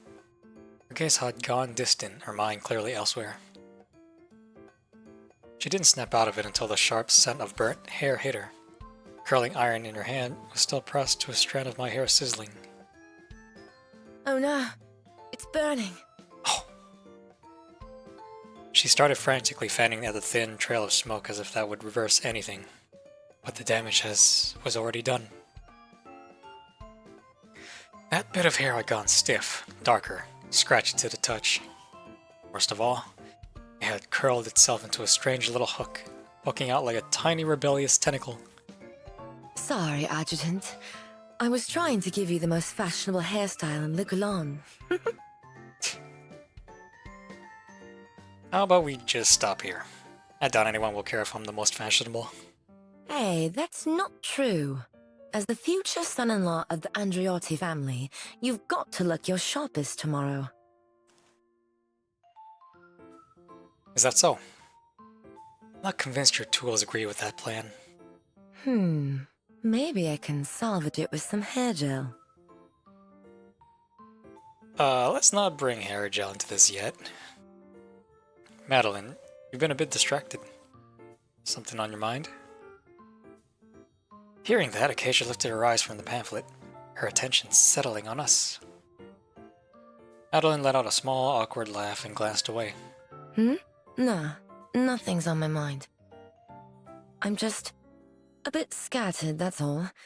The announcement came so suddenly, and there's so much to prepare. Anyway, I'll go grab some hair gel and see if I can fix this. Before I could press her, she had already darted out of the room. A moment later, her bright voice carried from the courtyard below. You, fetch every kind of hair gel in this house. Start with the premium ones. And you two, bring up 20 more suits. All of you, give it everything you've got. Not a single thing can go wrong tomorrow. Yes, Miss Madeline. After a long while, the noise outside finally died down. The moment it did, Acacia let out a laugh she'd clearly been holding in. What's so funny? What's so funny? I never thought the great hero from Yggdrasil would end up dealing with this. She hopped off the bed and padded over barefoot, poking at the scorched curl on my head. She tried smoothing it with her fingertip, but the instant she lifted her hand, it sprang right back. So, when's the covenant ceremony between you and Marion? Aw, you... Not sure yet. We'll pick a day once things settle down a bit. Will it be here at the manor? Probably. The Andriatis will want to make it a grand event, but I'll talk to Marion about it. Why the sudden interest?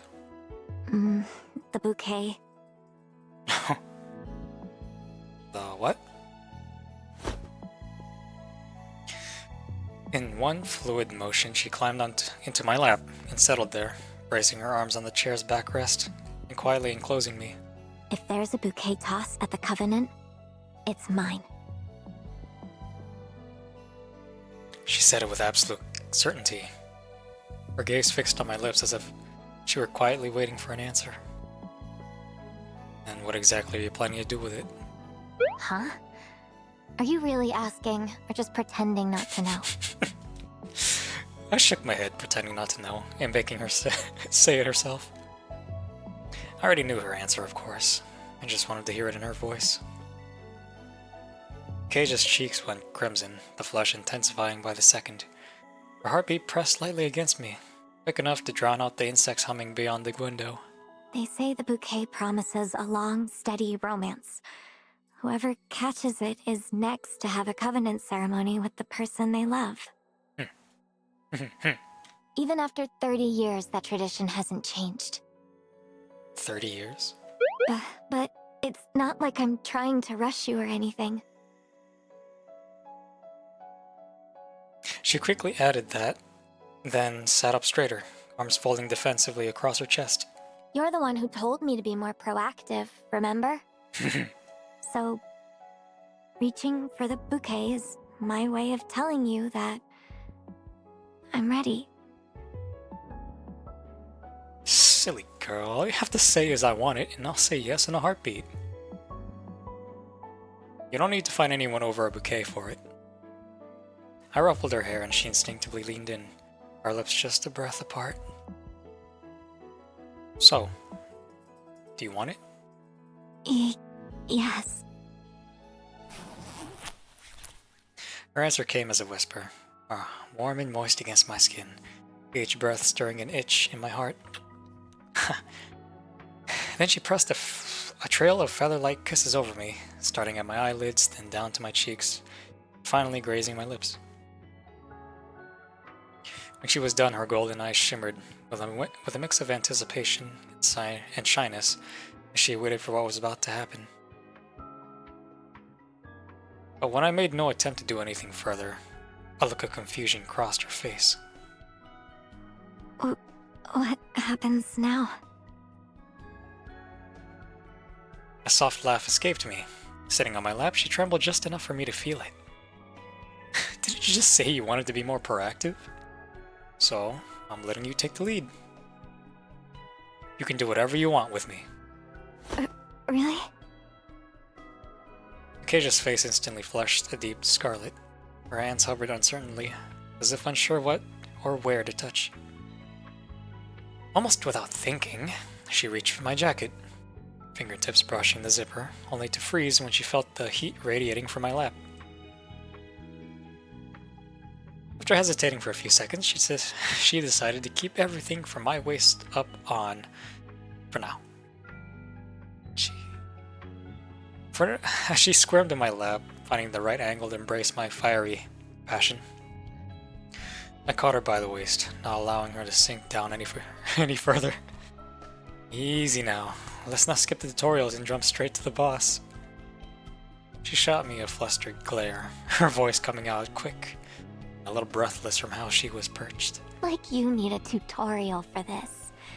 You're just stalling so you can take advantage of the moment. Can you blame me? I just like to savor the experience.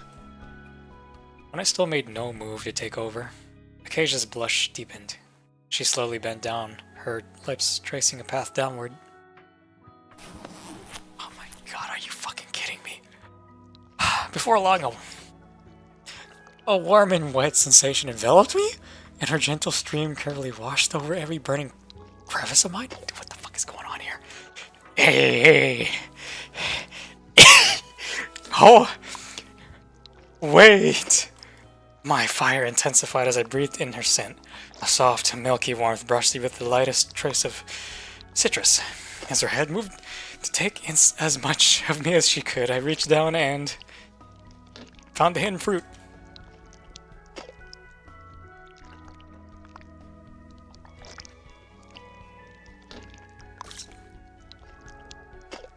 Under my teasing, the fruit quivered, and a spray of nectar spilled out. Acacia's body tightened, and I felt a quiet tremor running through her as she swayed under the rising wave. Pleasure. What the fuck? Acacia's eyes glistened with tears. I brushed them away with my other hand, threading my fingers through her hair and gently guiding her to my rhythm.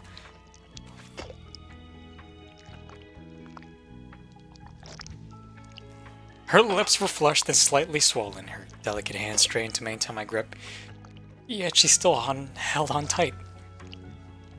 As she slowly pressed deeper, the fire of my desire was squeezed into a tight channel. When at last it could be contained no more, pleasure erupted in an incredibly powerful torrent. Are you fucking kidding me? There's no goddamn way I'm doing this right now! What? What is this? Yo, you're doing this. You just can't half-ass this. You can't have this. Either go all the way or not. Go big or go home.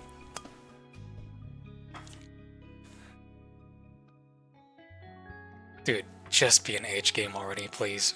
A soft cry escaped her lips. She blinked. Milky droplets caught on her fluttering eyelashes before she could fully open her eyes. I took hold of her waist and completely embedded myself into her. I thought I was taking the lead.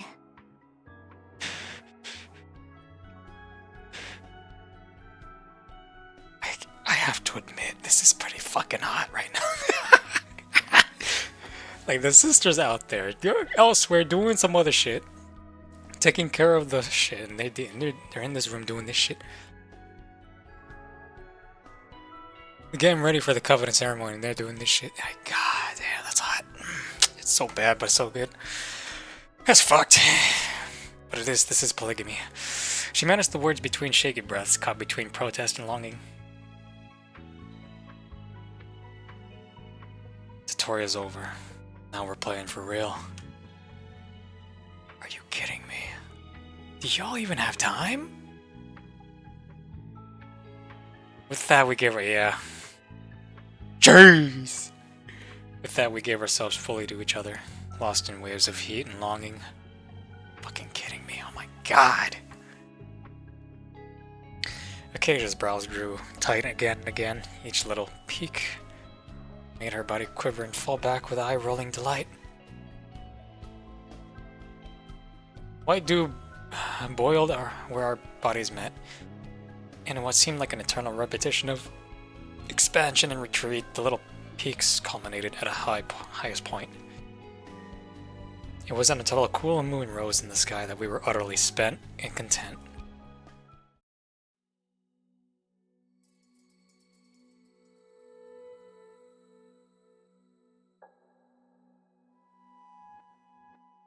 Don't mind me, I'm envisioning the moment. Damn, that's nice. Outside, Dukellin's winter breathed a cold hush, but inside our little world, it was the height of summer. Sweat, slick skin, tangled bodies, and breath mingling in the warmth we'd made. I can say I do have my fair share of that kind of experience in real life. Utterly spent, Acacia was still entranced, yet her gaze held fast to me, unwilling to look away. No one knew how long that stillness lasted before a gentle knock tapped at the door. I'll go take a look. I pulled the blanket snug around her, shrugged into my jacket, and slipped quietly into the hall. A sudden gust swept through the courtyard, bringing with it the scent of grass and leaves, touched by the faintest hint of raspberry. A girl with long, rose-colored hair stood at the seam of moonlight and shadow. Silver washed over her, lending her an almost cool, distant elegance. Sorry to come by so late, Chief. I needed to talk to you. You know, after doing that, I'm pretty sure she can smell that scent off of him. That very clear scent of sweat. You have something to tell me at this hour? I'm used to hours like this. Back then, this was the only time that I could reach you.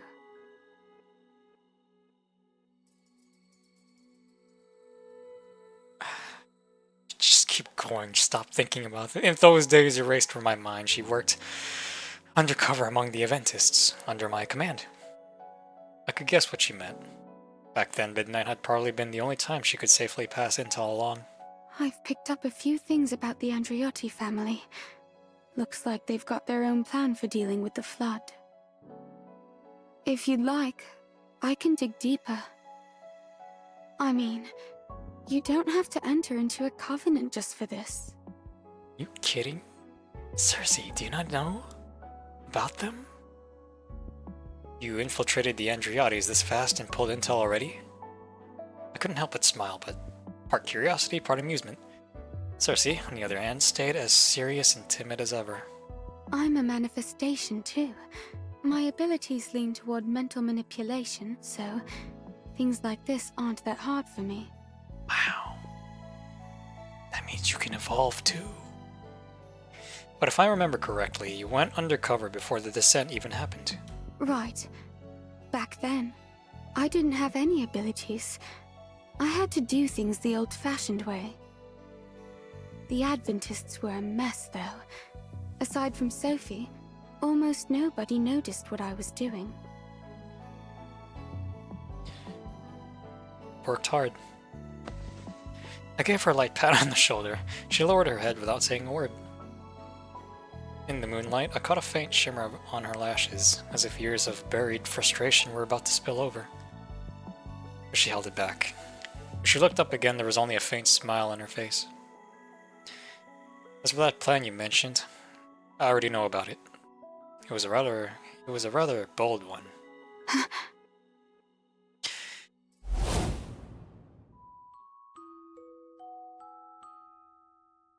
Will your whole family be evacuating with the people heading inland? At the very least, my husband and I won't. Lucalan is our home. If we're ever to meet our end, I'd rather it be in the lemon groves our family has tended for generations. But truth be told, this city won't fall to a single flood so easily. Tell me, Mr. Adjutant, do you remember the other name people use for Lucalan? Nope.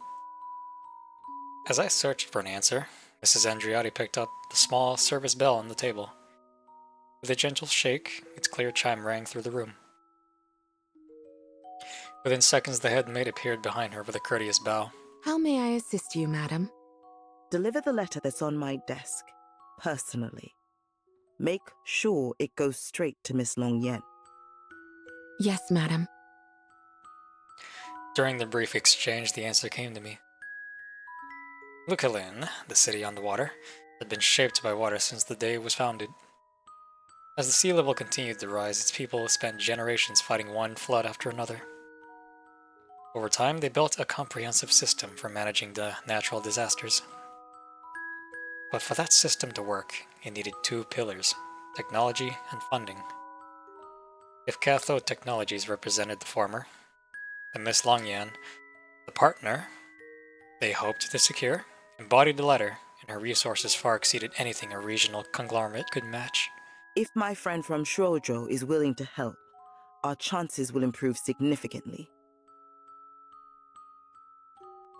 Do you need me to step in? She almost never appears in public, and her ways are deliberately discreet. Pushing for a meeting would only backfire. For the time being, we should wait. That's the truth of it. You never meant to hide anything from me. I was never tricked into forming a covenant with Marion. Hearing her own suspicion laid out like this, the color drained from Cersei's face, her lips pressed into a thin line, and her lashes fluttered with quiet weariness. Cersei, you need to stop investigating the Andriottis immediately. They're trusted allies of Yggdrasil. Understood. I'm sorry for causing you trouble, Chief.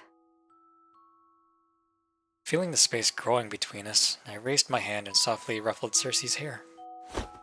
She clearly hadn't expected that.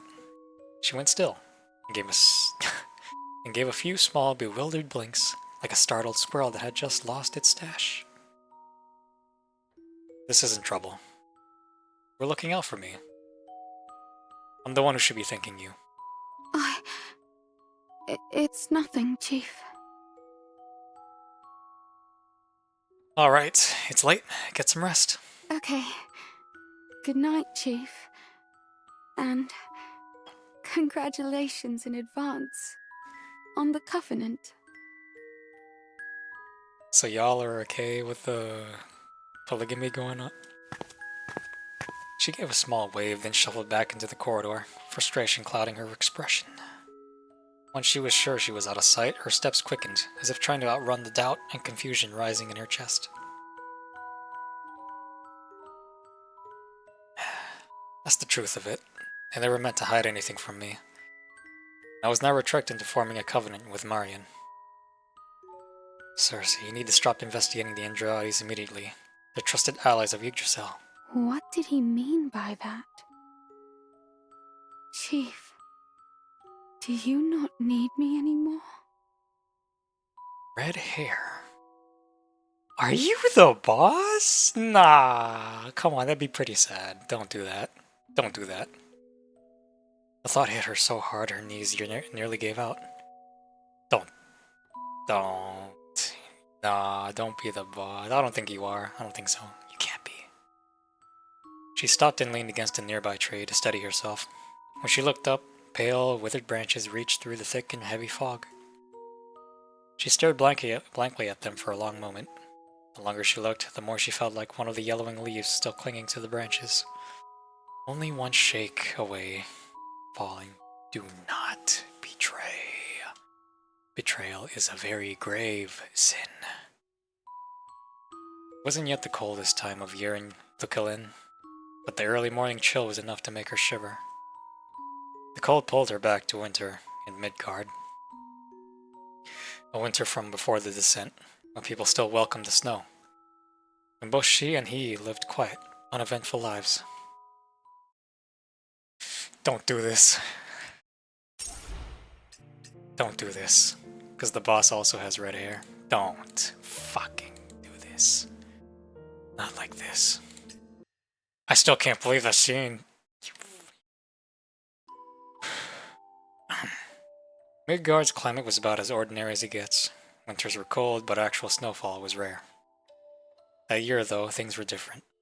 Fine, powdery snow drifted down for 3 straight days and nights, wrapping the entire city of miracles in white.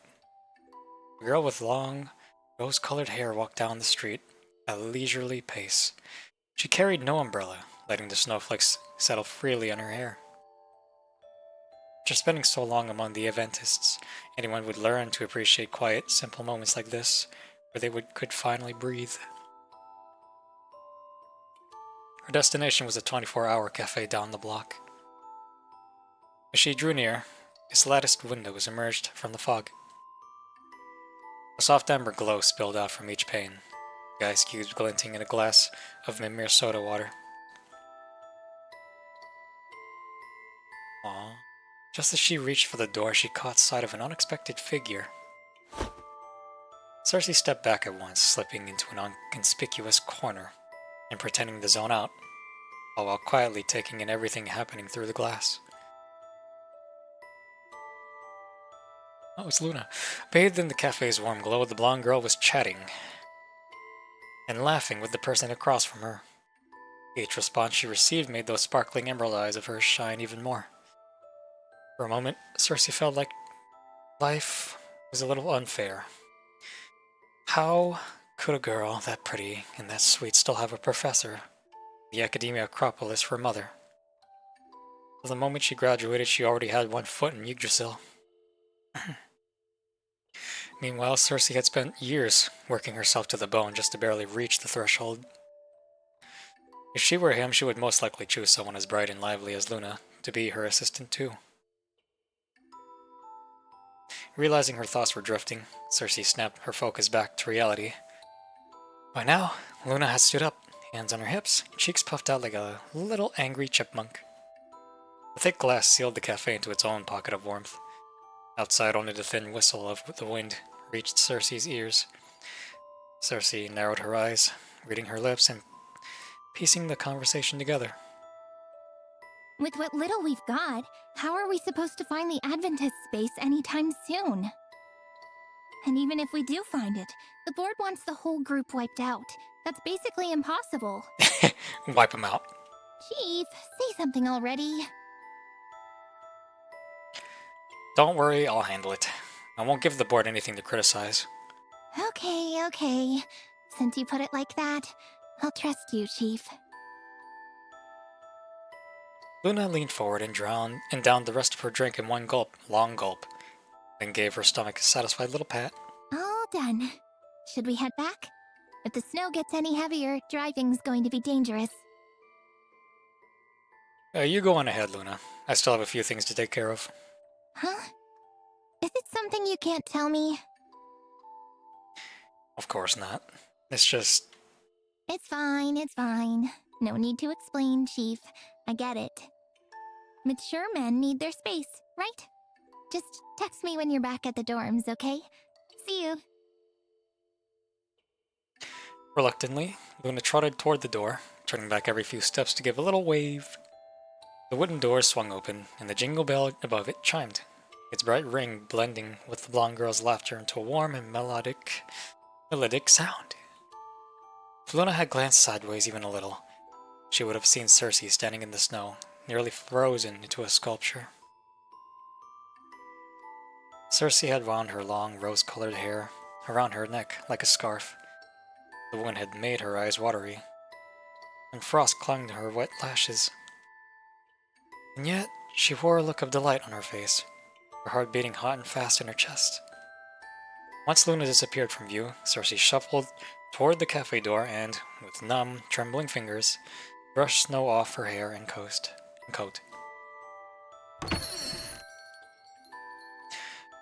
The bell jingled again as the door swung open. The cafe was small, tables and chairs stuck close together. Cersei eased her chair back slightly and sat down, worried that the cold radiating from her might make the person across from her uncomfortable. Hello, miss. What can I get you? Oh, bubble tea, please. Would you like to try our coffee? We just got a fresh batch of beans from Shuozhou. No thanks. She doesn't like anything bitter. Bitter. After the waitress left, Cersei hesitated for a while, before carefully asking the question she'd been holding back. Chief, how did you know I like bubble tea? When you pay attention, you start to notice things. And once you notice, you remember. His answer was light, almost offhand. Still, Cersei tucked those words away in her heart. The more she thought about them, the more meaning she found herself giving them. So he'd been watching me all along, remembering what I liked. His incidental bit of care hit her like a hot iron dipped into cold water, sizzling, thawing the cold from her clothes and the chill from her bones. That was nice. I like that one. Nice sentence. The waitress returned and set the drink down. A fragrant trail of steam rose and swirled at the cup's rim. Cersei felt dizzy in the same pleasant way that steam churned. Alright, let's get down to business. Are those two assignments I asked you to look into? Right. These are the coordinates for the Adventist's base. She slipped a tiny crumpled scrap of paper into his palm, like a ragged corner torn from some other page. But it'd be better to wait before we act. Your reason? From what I've learned, the High Presbyter has personally picked a new emissary. When spring comes, that emissary will be sent to this base to bestow blessings on the members. It'll be the biggest operation the Adventists have staged in a long time. I see. I'll factor that in when I decide the timing. As for the second assignment... She let out a slow breath, her expression turning more serious. Please give me a little more time. I'm almost certain the High Presbyter is working with someone on Yggdrasil's board. I haven't found hard proof yet. I suspect it's... If there's no evidence, it's better not to jump to conclusions. Right. If it's more time you need. Andro tapped a finger lightly against the edge of the table, thinking it over. I suppose that won't be an issue. The board still all smiles with each other right now. There'll be some time before they start tearing at one another. When they do, just make sure that evidence reaches me. I only need one opening to secure a seat. Chief, can I ask you something? Go ahead. Why are you so sure the directors will, turn on each other? Because this is Midgard. If not for power, why else would anyone come here? Why would you?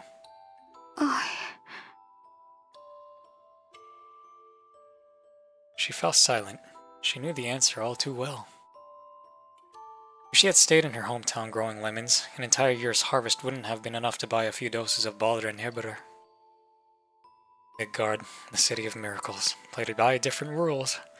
Pure chaos was the ground everything stood on, and for anyone willing to read the currents and strike at the right moment, opportunities could be found everywhere. But such plans mustn't be shown too early to the light. The weak must sit in the dark and build their venom, waiting patiently for the moment to strike. When that day comes, Chief, will you let me take over security?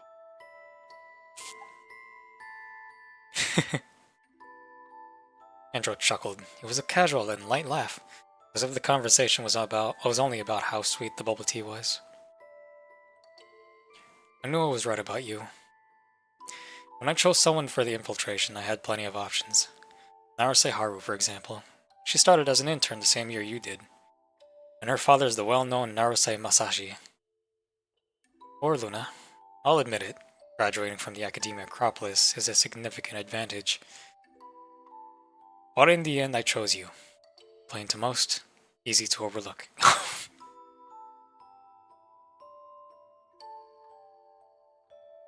You know the reason, don't you? Her breath caught. A warm egg pricked at her nose, the kind that came when someone understood her a little too well. Of course she knew. In his eyes she caught a flicker of the same restless, hungry spark she kept buried deep inside. The part of herself she never dared show anyone. He's the same as me, right? He has to be. Otherwise, how could he have seen straight through me, just by locking eyes with me? The thought stuck before she could stop it, and her heart skipped a beat. From that night on, his warm smiles at Luna, his favors toward Naruse Haru, even whatever kindness he might someday show to any other girls, she could tell herself that none of it mattered anymore. Because she was convinced the two of them shared a bond unlike anything he had with anyone else. It's about time. We should go. They rose and made their way toward the door. A short walk from the table to the door was, in truth, the longest distance they had ever walked side by side. Wow. Jeez. Outside, the snow had thickened. They stopped at the stoop, silently taking in the silver-washed world ahead. Neither moved a step off. After all, once they left, they would no longer be just Cersei and Andro. Instead, they'd be the Adventists' regional presbyter and Yggdrasil's head of security. For people like them, walking away in opposite directions was already the closest they could ever get. Go. At his gentle urging, Cersei stepped forward, leaving a faint trail of footsteps in the soft, wet snow. And so, she began to walk into the sluggish fog. 6 whole years vanished beneath her steps.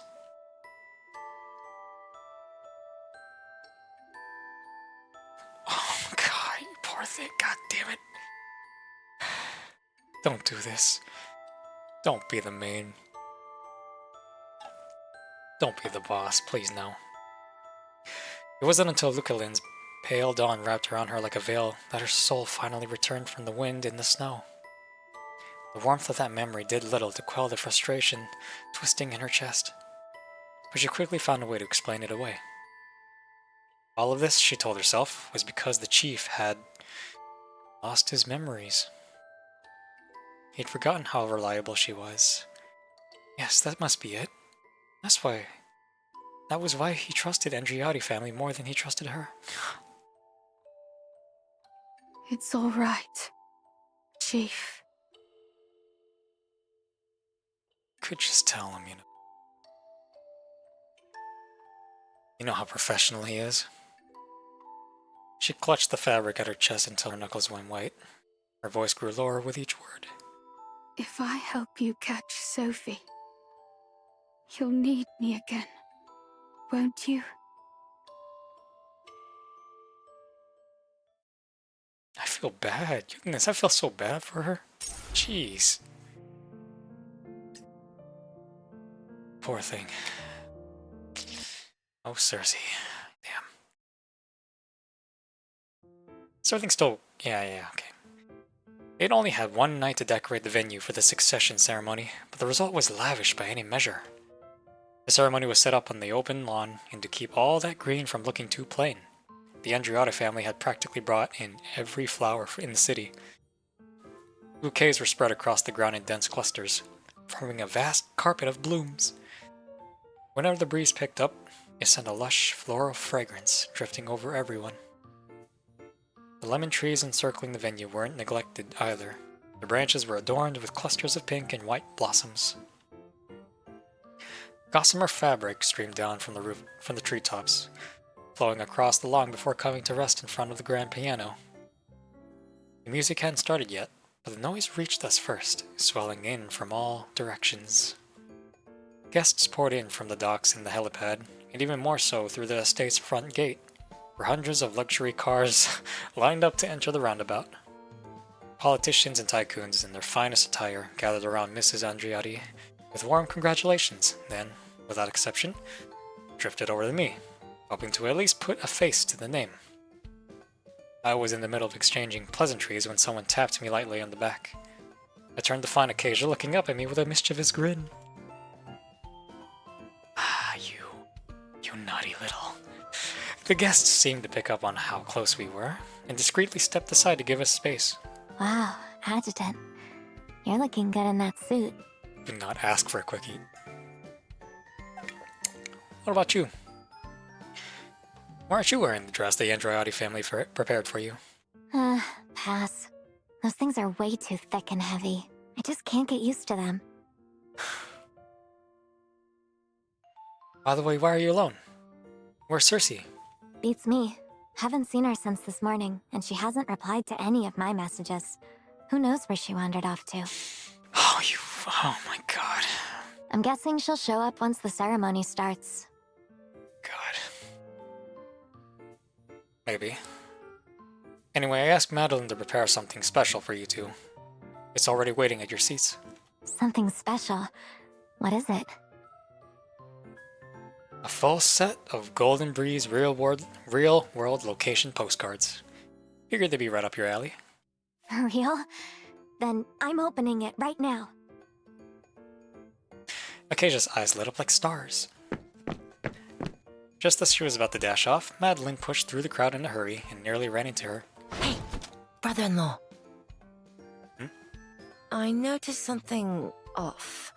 Maybe I'm just being paranoid, but something doesn't feel right. She lowered her voice, her gaze sweeping over the nearby guests, alert and wary. What do you mean? Too many eyes and ears here. Let's talk in Marion's room. Hey, wait, I'm not supposed to see the crew. I'm not supposed to see the bride yet. We knocked, and Marion opened the door almost immediately, surprise written across her face. Oh, come on. We're just not supposed to see her, damn it. Her hair and makeup were mostly done, and a gorgeous dress hung on the rack beside her, waiting for its big moment. Huh? Isn't it still early for the ceremony? Madeline says she noticed something weird. I mean, business first, right? Once we stepped inside, Madeline's usual cheerfulness vanished, replaced by a serious look. It's safe to talk now. So, what's going on? Basically, the guest numbers don't add up. They're way lower than they should be. You mean they didn't want to come? No way. Everyone in Lucalan would jump at the chance to be a part of the ceremony. Them suddenly skipping? Impossible. The guests we can't reach all have one thing in common. Their usual route to the manor goes through Lido Island. I don't know if that's actually a lead, though. Also, that girl who came with you. God damn it, Cersei. When Cersei? Yeah, security saw her leaving the manor early this morning and heading toward Lido Island too. God damn it, Cersei. That does sound pretty sketchy. Think it has something to do with Sophie? The moment the name came up, the room's atmosphere tightened. Madeline let out an awkward little laugh, trying to break the silence. Not everything has to involve Sophie, right? Maybe those guests are just running late. Maybe we can just pretend I didn't bring that up? No. Nope. No. Kellen is in a delicate moment right now. Staying cautious is the right call. Acacia glanced at my white suit, tapping a finger lightly against her lips as if thinking something over. In that case, I'll go check it out. You stay here and get through the ceremony with Marion. Sure? Her tone was casual, but if this really involved Sophie, letting her go along would be too dangerous. Before I could answer, Marion was already on her feet, shaking her head firmly. No, it's too dangerous for Acacia to go alone. You should go with her, Adjutant. What about the ceremony? Madeline and I can keep things steady here. Better be quick. She nodded toward Madeline, signaling for her to back her up. But Madeline's frown only deepened. She crossed her arms, fingers tapping restlessly against her arms. Maybe the three of you should leave together. Huh? What do you mean? Actually, Mum and Dad decided that once the ceremony's over, they're sending you to the inland areas of Ulster, whether you like it or not. Why? Aren't they going to announce that I'm the new head of the house at the ceremony? Well, they are. But that's just the compromise they made to secure cooperation from the three metro areas. As a symbolic family head, you won't have to deal with the crises in Bygone. All you need to do is stay safe inland. By the end, Marian's voice faltered, as if she couldn't convincingly stand by their parents' reasoning. I see. So that's how it is. Damn. And here I thought I'd finally earned their recognition. Marian let out a short, bitter laugh, her voice tinged with quiet disappointment. She looked at her reflection in the mirror. The exhaustion from staying up late preparing for the ceremony was beginning to show through her flawless makeup. After a moment of silence, she calmly removed her earrings, then her necklace, placing each piece of jewelry back into its case one by one. Adjutant, Acacia, let's go. We'll head toward Lido Island and see what we can find. Huh? Didn't see that coming. Marian, you sure about this? I am. But before that, there's something I need to tell my mother. Adjutant, will you come with me? Of course. Then I'll go grab a change of clothes for you, Adjutant. I'll meet you outside. Seeing that her sister hadn't lingered in disappointment, Madeline let out a small breath and gave Marian's shoulder a reassuring pat. Try not to take Mum and Dad's words too much to heart. They just don't want you getting hurt. They want an easier life for you, that's all. I'll head back to the venue and make some preparations. If all three of you leave at once, someone has to keep things under control. Once Acacia and Madeline had gone, I walked with Marian across the estate grounds toward Mrs. Andriotti. As we walked side by side, I noticed how bright and steady her eyes were, clear of any hesitation. I must have been looking a moment too long because she caught my glance.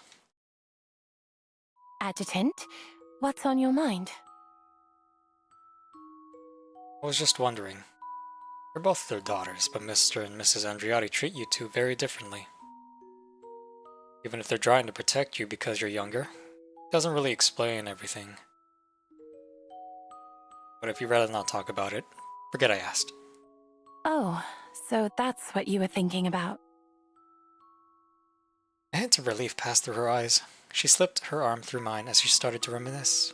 When I was little, I had a congenital issue with my legs and could only move around with power-assisted braces. When Madeline turned 12, the family threw her a grand birthday party. I never went to those parties, but that day, I wanted to surprise everyone. No, not like this. Looking back, the reason I chose that day was rather childish. Simply because there would be more people around. I wanted everyone to see that the Andriotti family's youngest daughter had courage too, and that I could become a strong fighter someday. So I stopped using the braces and practiced walking day and night. Marian rarely talked about her childhood. Only now did I finally understand the weight behind those few fragments she'd shared before. I thought if I could be more helpful to my family's business, people might look at me in a new light. But everyone's only interested in the Swift's functionality and stats after all. I'm like a bird that can't stand by itself. I can borrow a beautiful pair of wings and fly non-stop, but that's not me.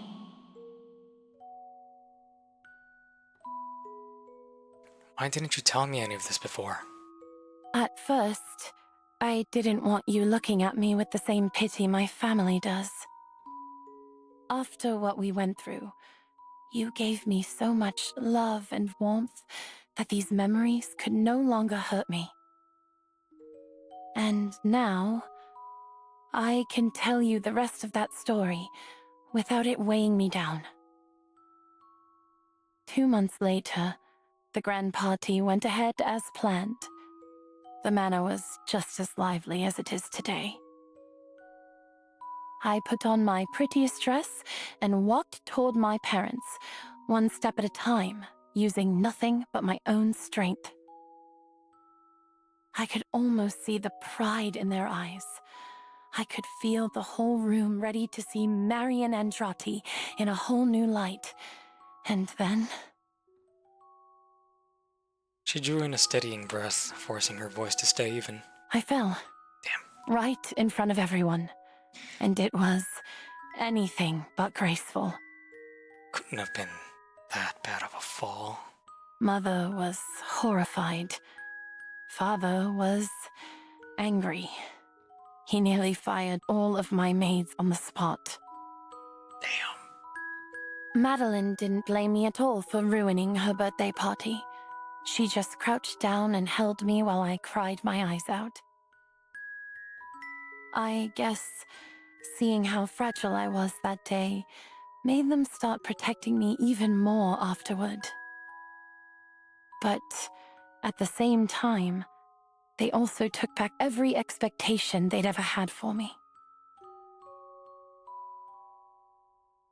By the time she finished, she had come to a stop, her voice thinning into a hoarse whisper. I couldn't hold it in anymore. I reached out, gently ran my hand through her hair, and pulled her into my arms. My Marion, you truly are remarkable. Even after all that neglect, you still fought so hard to become stronger. She let out a soft laugh against my chest. That's only because you've been such a good teacher. Adjutant, do you remember what you once told me?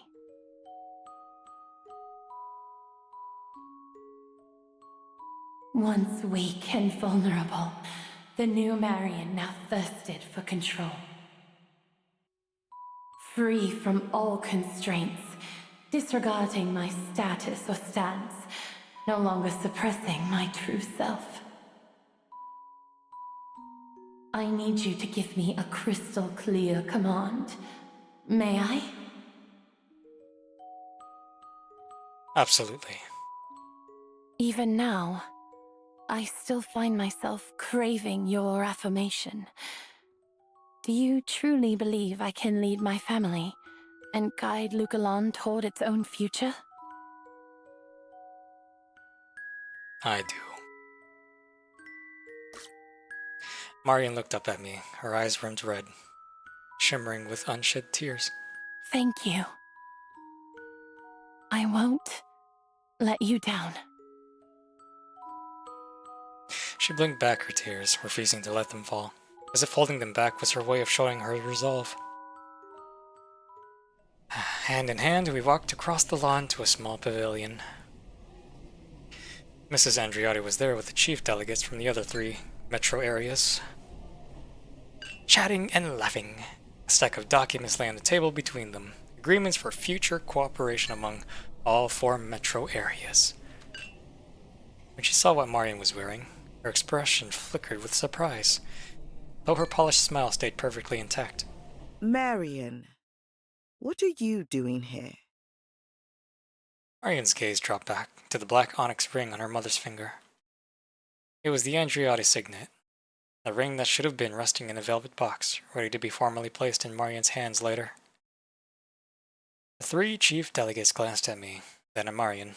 Realization dawned immediately. They gestured for their aides to gather up the documents. Miss Andriotti, perhaps it would be best to continue this discussion after Miss Marion formally assumes her new position. Ah, Miss Marion, Mr. Adjutant. A quick note. The borders of the 3 metro areas have been fully reopened. Citizens of Luculon are now free to cross at any time. Thank you for your support. Please, the honor is ours. We look forward to deepening our cooperation with Cathode Technologies and Yggdrasil. We'll take our leave for now. Miss Marion, Mr. Adjutant, Mrs. Andriotti, until next time. Watching the 3 chief delegates walk away, Mrs. Andriotti's smile remained, though there was a trace of resignation in it now. Marion, what do you think you're doing? Even outsiders have started treating me as the head of the family, yet my own family only wants me to be a puppet.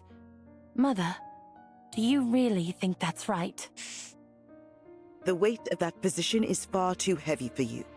You're not ready to shoulder it, Marion. If that's how you see it, then what meaning does this succession ceremony even hold?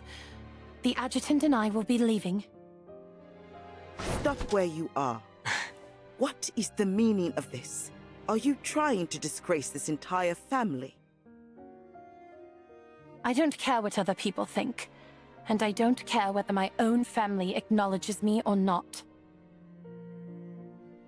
Mother, the reactions of those chief delegates just now made everything clear. It's already undeniable who stands as the leader of this family. So right now, I simply need to go do what I must and what I choose. Adjutant, let's go.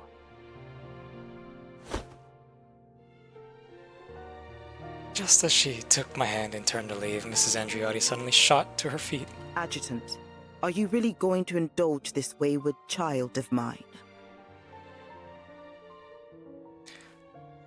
Honestly, between the 2 of you, I think you're the wayward one.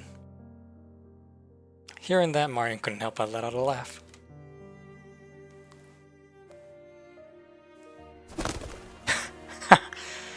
Sweet. Ah, splendid. Ah, splendid. Ignoring her mother entirely, she took my hand and pulled me forward. Her steps light and quick, like a bird finally taking flight. Adjutant, I don't know why, but saying it all out loud feels so good. And let's run faster. Fast enough that none of those doubts and troubles can catch up to us. As we raced across the lawn, every guest turned to stare, shock written across their faces. Then, somewhere in the crowd, the champagne tower came crashing down, golden liquid and glass shards scattered in a burst of rainbow, before falling like stars. A sharp crackle of shattering glass kept ringing out.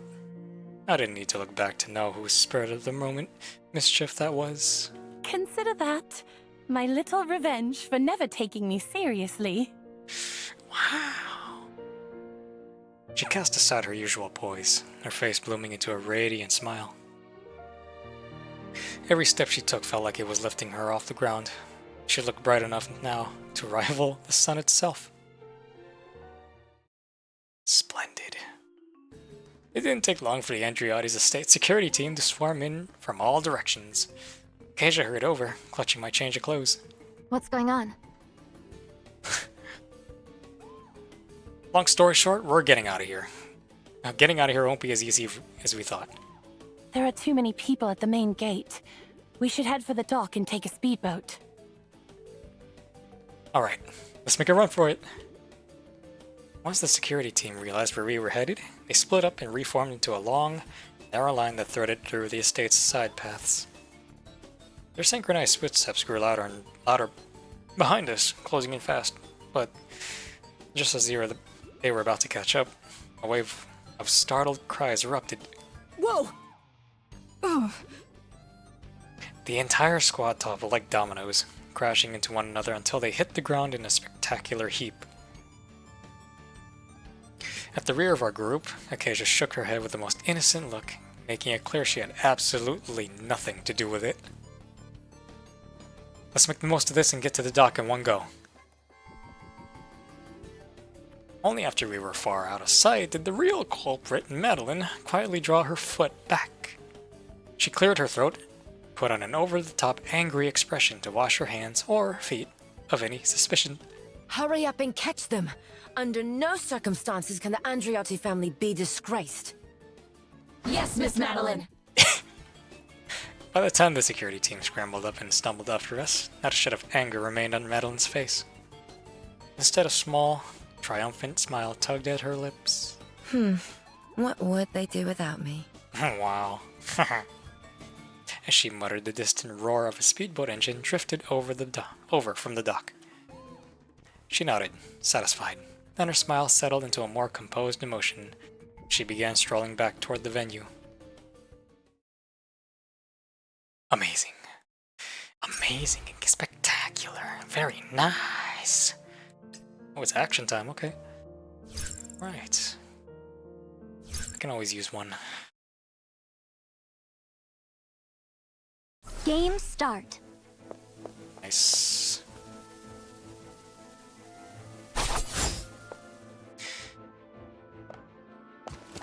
Piece of cake.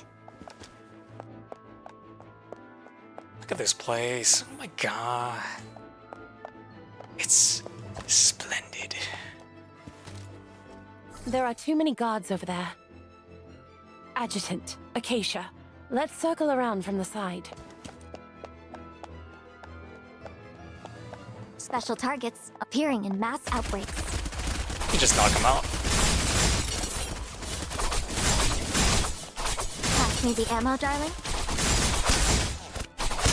I am not using her ult until I see it in the story. Dev fund secured. Am I going the wrong way? You're going the wrong way, dickface.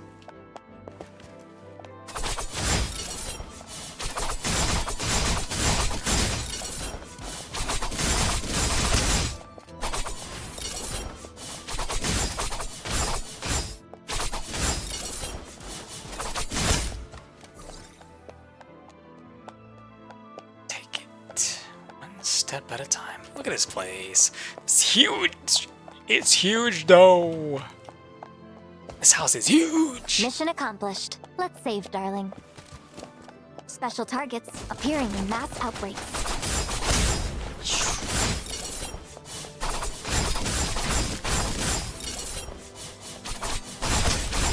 Nope. Yep.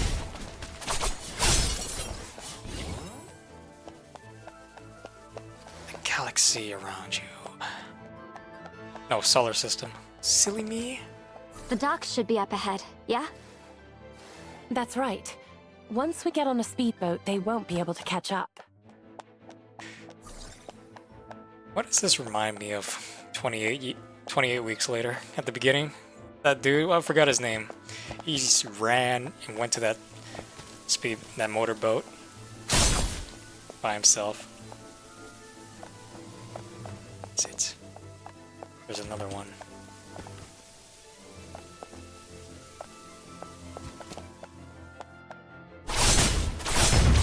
I wouldn't have guessed.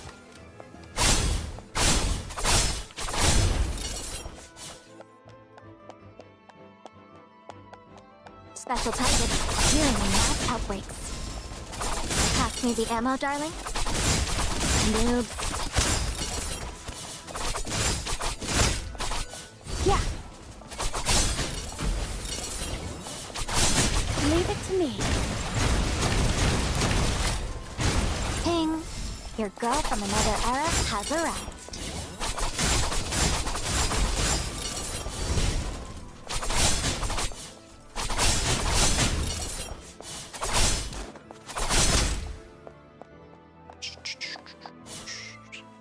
Very nice. Let's start around, darling. Can't. Why do I still keep thinking about that moment? Stop it. Shut it off. Just shut it off.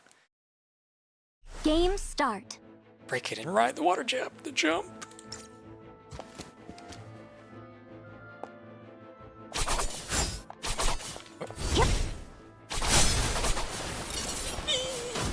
Woo. Come to think of it, your family estate is way too big. We've been running forever, and there's still no sight of the docks. Please just bear a little longer. There's just a short stretch left.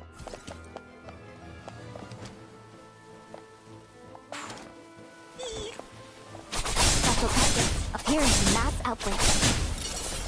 Pass me the ammo, darling. God, why? Dev fund secure.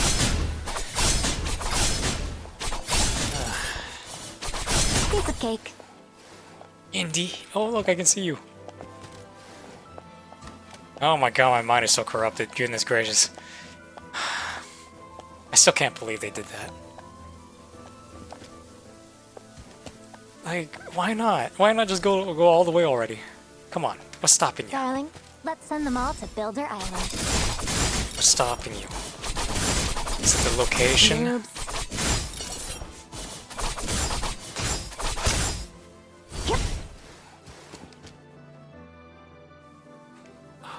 Right.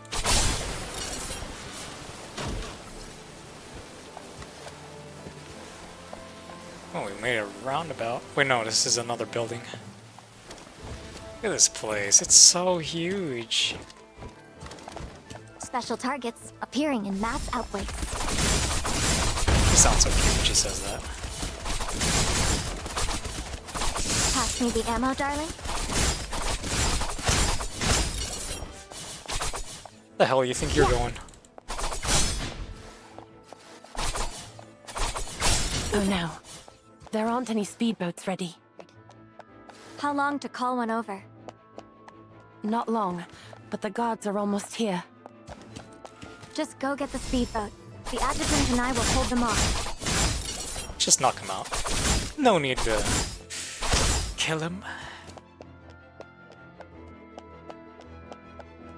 Oh, would you look at that? Jeez. Can I just stop for a second and admire the scenery for a bit? Is this water? It's not. That's water. Can I jump on it? I can. Ah. How nice. Is the password 123456? Whoops. What was that? Jeez. Pass me the ammo, darling.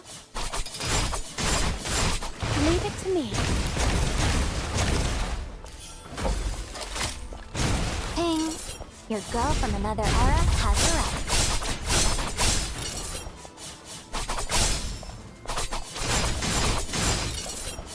Ooh, these guys will be gone already if I used her ult. I'm not gonna use it. I'm not using it until I see it in the story. Oh, we're supposed to hold them off. I'm not switching the hardware either. I want to be immersed. This is immersive. Leave it to me. It's five. It's 5 shots. Adjutant, time to exit the scene. Alright, let's go. Yeah. Adjutant, time to go full turbo. Woohoo! Miss! Miss! Hurry! Stop them! Miss! Move out of my way! Miss! Come back! Is that a waterfall? Huh? Is that a... Ooh, just like a log flume. I love these. Yeah.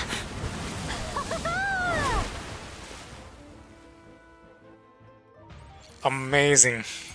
Amazing. Glad you like it, darling.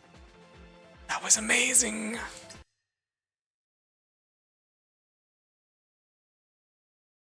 After leaving the Andriotti estate, we followed the river back toward God, how do you pronounce this shit again? Lukelin's coastal district. There were no pursuers in sight. On both banks, people hurried past with suitcases and baggage carts, heading for the border, excuse me. Looks like we finally shook them off. According to Madeline, the direction Cersei went and the route those missing guests took both lead to the same place. So, what exactly is this Lido Island? Lido Island is just what the locals used to call it. Its official name now is Chongfu Street. It's a district built in the traditional Shuazhou style, founded by the merchants from Shuazhou who were the first to sail to Lugalan to trade. If we take a gondola, it's about a half-hour ride. After Marian's brief explanation, we switched to a passing gondola and headed for Chongfu Street. A small boat rocked gently beneath us as it drifted into the canal, carrying the three of us toward our destination. Just like last time, we hadn't gone far when Madeline's voice floated through the speakers. Chongfu Street was completed in 2022, but its history stretches far beyond 40 years.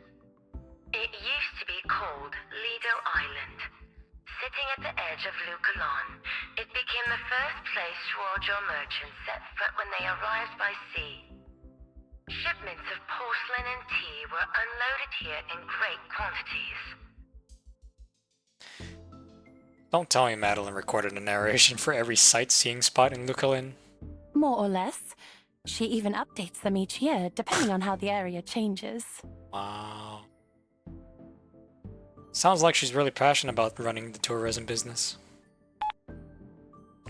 As Marian and I chatted, I sent Cersei several messages asking where she was, but there was no reply at all. God damn it, Cersei, why are you gonna be like this? Before long, Chongfu Street came into view. Just as Marian had said, this part of Lukalin felt completely different from the coastal district. Lukalin's usual timber and stone buildings were now lined with red-pillared walkways and gray-tiled roofs. Most striking of all were the little stone foxes perched atop of the tiered eaves. Back when I visited Shuozhou, I saw plenty of rich beasts, lions, longs, but foxes? This is a first. Take a closer look, Adjutant. They're not ordinary foxes. At her words, I looked at the stone beasts again. Sure enough, each fox had 9 cloud-like tails fanned out behind it. Shuozhou merchants have traded in Lugalan for over 1,000 years. Along with silk and porcelain, they also brought their faith in the 9-tailed divine fox. Divine fox? Legend has it that this deity brings blessings of good fortune and prosperity. Once the boat finally docked, our light-hearted conversation tapered off. The three of us slowly made our way toward the largest memorial archway in Chongfu Street, our nerves tightening with every step. At a glance, the street was bustling. People wandered in small groups, content smiles on their faces. Speakers along the roadside played light, cheerful music, a slightly grainy sound reminding me of the old radio Acacia kept in her quarters. Everything before us looked placid and harmonious, yet with a deadly flood looming, the ordinary scene felt unsettlingly eerie. Why are there so many people here? Marian moved a few steps ahead, scanning the crowd. A few minutes later, she returned to my side with a grave expression. Quite a few of them are guests my family invited to the ceremony. What's stranger is that most of them are on the older side. Why would they all be here instead of at the ceremony? As we were puzzling over it, Acacia tugged at my sleeve and showed me something in her hand. It was a brightly colored flyer. The background showed a Shuozhou-style street. Bold lettering splashed across the front. Chongfu Street Retro Fair, a journey back to the 20s. Where did you get that? Picked it up off the ground. Looks like they're holding some kind of fair here. I took the flyer from her and looked over the text and pictures on it. 20s. A time that already felt distant. Because of Juvosis in the descent, modern art and culture had been cut off from the traditions of the old era, leaving a rift that's almost impossible to bridge. I never would have guessed that, aside from Acacia. There were still people in this world trying to bring the past back to life.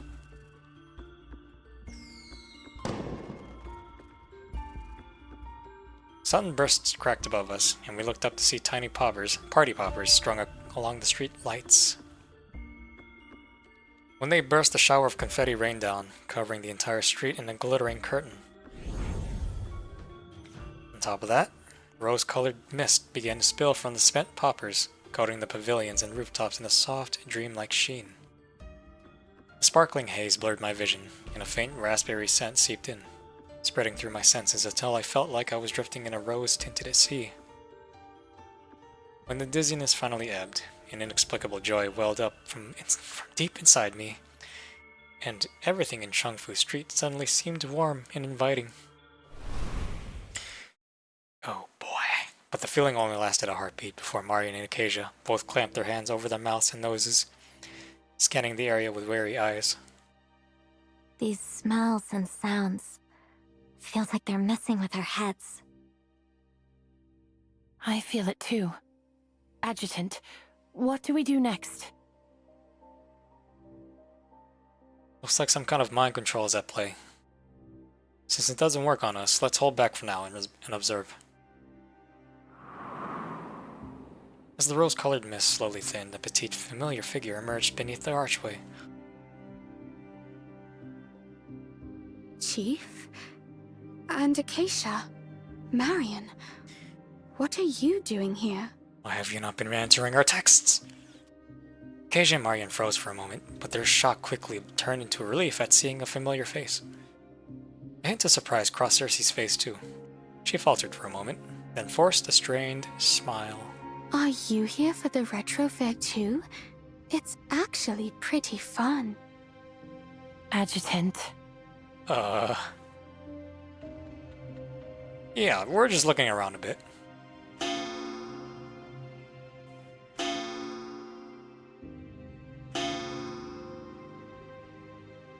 A deep, heavy bell tolled, each strike reverberating straight through my mind.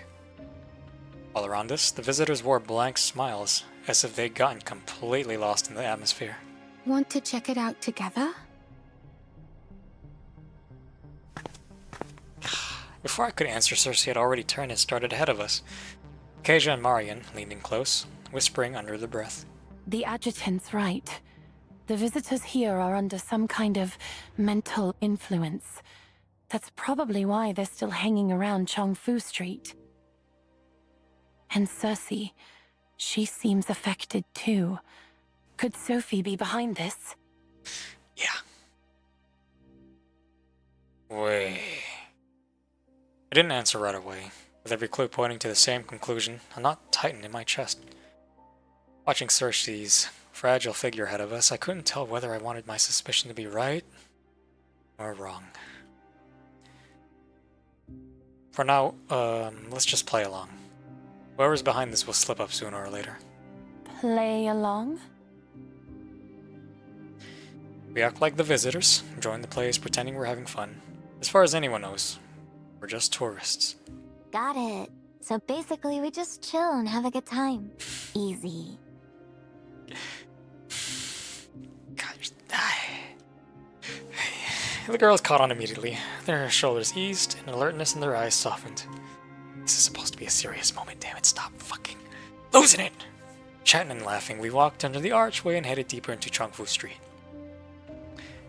Cersei glanced back at us. Her smile looked a little less unnatural than before. Christ almighty, what are you doing? Inside Chengfu Street, narrow alleys crisscrossed with wider lanes in every direction. When I looked up, rows of painted lanterns and bamboo umbrellas swayed overhead, adding unmistakable shoujo flair to the place. The waterways here were too narrow for gondolas to get through, so the locals built 24 small bridges across them instead.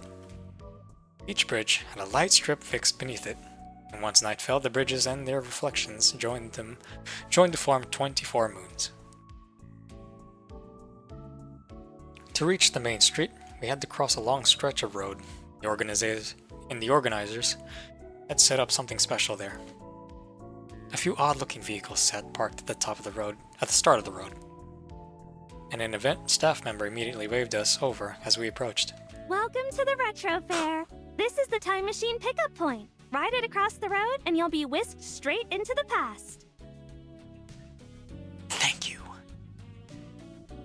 If you ask me, these weird little carts don't look like a time machine in the slightest. Adjutant, that's where you're wrong. This is exactly what time machines looked like back in the day.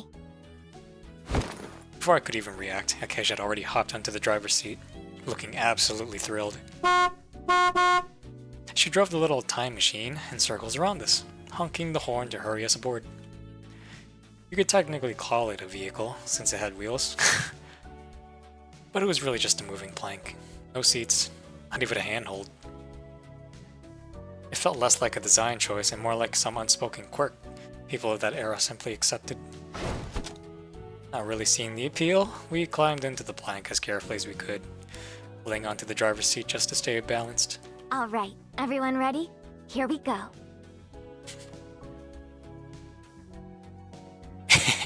She eased the control lever forward and started humming a bright little tune, her eyes crinkling into crescents. There might have been a bit of acting involved, but Acacia really seems happy.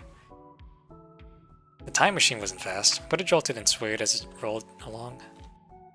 Marion braced herself against me, while Cersei looked like she could barely stay upright.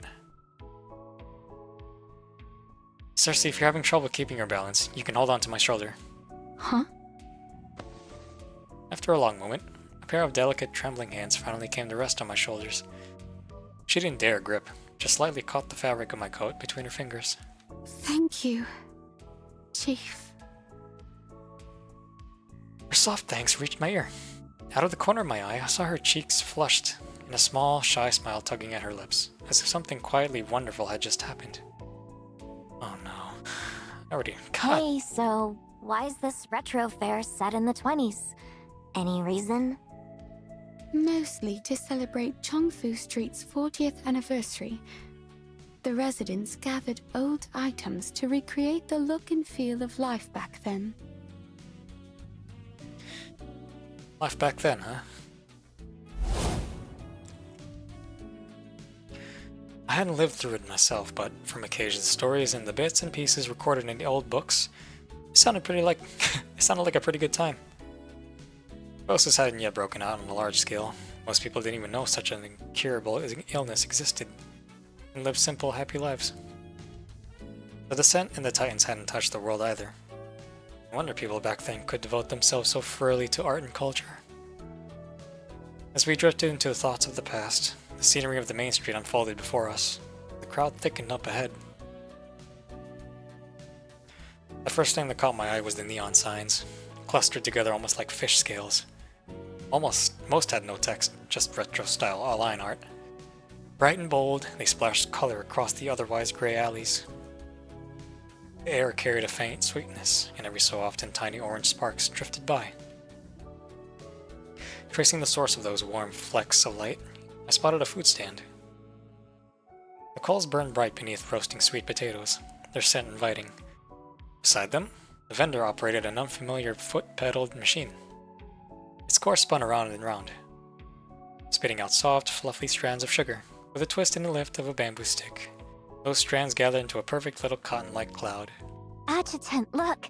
Cotton candy! Acacia parked the time machine and ran toward the food stall. Oh, what? Come on! Vanilla! In no time, 3 cotton clouds were bobbing in front of us, with Acacia's bright, sunny grin peeking out from behind them. Try it. This was a popular little snack back in my time. But the vendor said she's almost out of sugar, so she could only make 3. Aww. 1 for Marion, 1 for Cersei, and Adjutant, you and I can share this one. It wasn't like I'd never had cotton candy before. Back at Yggdrasil, we even had someone in logistics who was really good at making it. But compared to Jin Lang's filled cotton candy, the one in my hand felt more like a fluffy cloud. Wasn't even sure where to take my first bite. Cersei stuck her tongue out a little, taking tiny, careful licks. Marion even, the ever refined one, pinched off a thin piece before placing it in her mouth. I thought the girls were overreacting with how careful they were, but the moment I took a bite I realized they weren't exaggerating at all. The instant my lips touched the cottony cloud, it collapsed, burying my entire face in fluffy, sugary strands. By the time I finally managed to get a mouthful, my eyebrows and cheeks were streaked with white. Kasia burst into laughter. Adjutant, how did you end up like that? Come here, let me clean you up. With that, Acacia grabbed the front of my clothes and pulled me down toward her. As soon as she could reach my face, she leaned in. Oh my god, her damn tongue swept lightly across my cheek and carrying the sticky sweetness away with it. Cripes. Just like me. Hogging all the sweetness for yourself isn't very decent, Acacia. Huh? I wasn't hogging. I made sure everyone got their own cotton candy. I wasn't talking about the cotton candy, and you know that. Mari, you don't know what happened last night. Marion said that with a smile, but her brows dipped subtly, a quiet threat beneath her expression. She leaned in as well, mirroring what Acacia had just done, and left a faint trace of her own scent on the spots Acacia couldn't reach. Adjutant, I'm gonna check out that newsstand. Wanna come? Adjutant, would you accompany me to the boutique? I'd like to pick out some souvenirs. Tough choices. Two girls stood on either side of me, neither willing to back down. Just as the tension peaked, Cersei's soft voice drifted in. Maybe you could go to the newsstand first, and then buy souvenirs? Or buy souvenirs first, and then... What do you want to do, Cersei? No!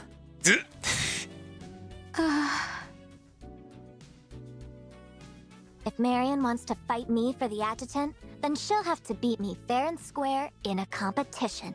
My god. Right here, right now? Acacia crossed her arms, throwing down her challenge with all the swagger she could muster. Oh? And what exactly are we competing in? There's an arcade over there. Let's let the machines decide. Winner gets dibs on the adjutant's time. My god. Are you sure this is even remotely fair? Fine. I'll play. I thought Marion would turn down such a lopsided match, but she agreed without a moment's hesitation. There's even a spark of excitement in her eyes. We followed the two contestants into the arcade.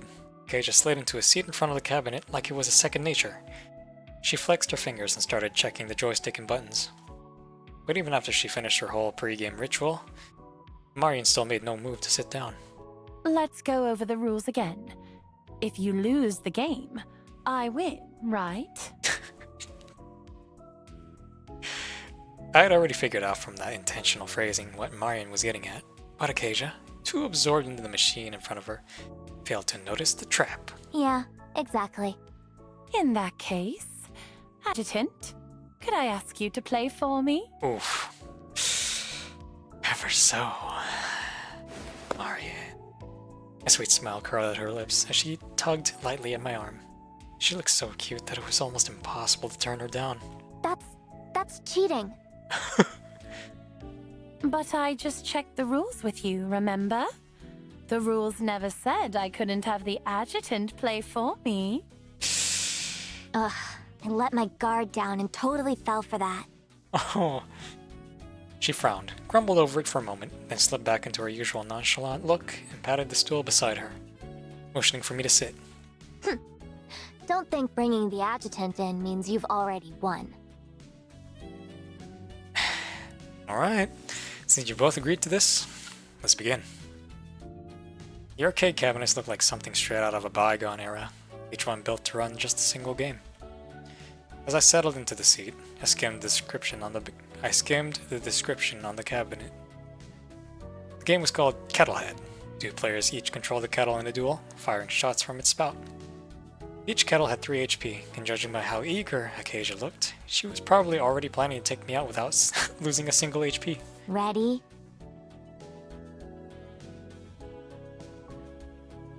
Ready.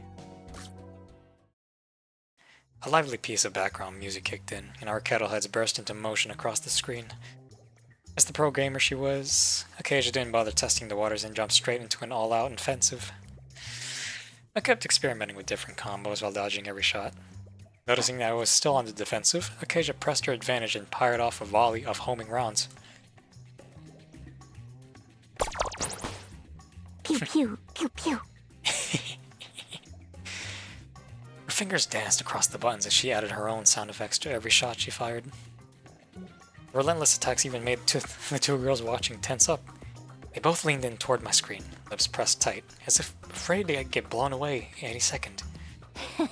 Adjutant, you can't dodge forever, you know. Right? That's why it's my turn to attack. It only took me a few seconds to figure out the attack patterns. I even had a battle plan mapped out in my head, of course you do. Maybe I was overthinking it. But when you're playing against Acacia, going all in is kind of mandatory.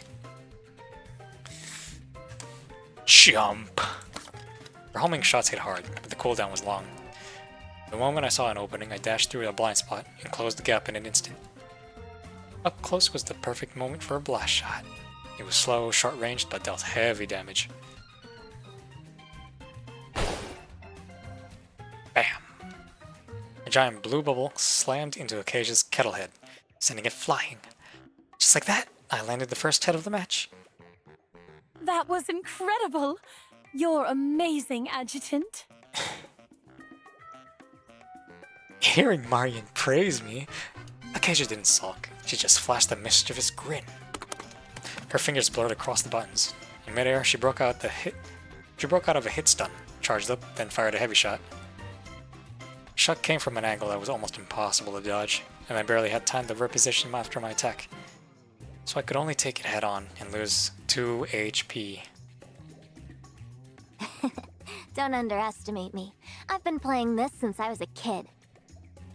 Kettlehead, win it. Good ol' nice reference. Nice reference, man. After landing that hit, Acacia only got bolder. She poured the rest of her energy into a wide area barrage that filled the entire screen. Cuphead ass. With only 1 HP left, all I could do was keep blocking the hits. Acacia's bar ran lower and lower. The moment the barrage ended, I dropped my guard. Only to realize she'd been baiting me the whole time. I knew you'd try to counter right there. Her kettlehead squinted angrily, dashed in front of me in an instant, and swung a punch straight to my face. Oh, you actually lost, okay. KO. All swagger a moment ago, Acacia's kettlehead flopped over with a sad little thud. Wait. Its eyes and mouth drooping in utter defeat.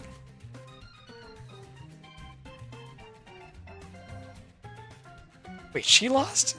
Wait, how? How'd that happen? The big red KO flashed across the screen. Acacia stared at me in total disbelief, wearing almost the exact same expression as her fallen kettlehead. What the? How did I lose? Because I used my ult. I tapped the wall of text posted beside the cabinet, and Acacia had to squint and lean in to read it.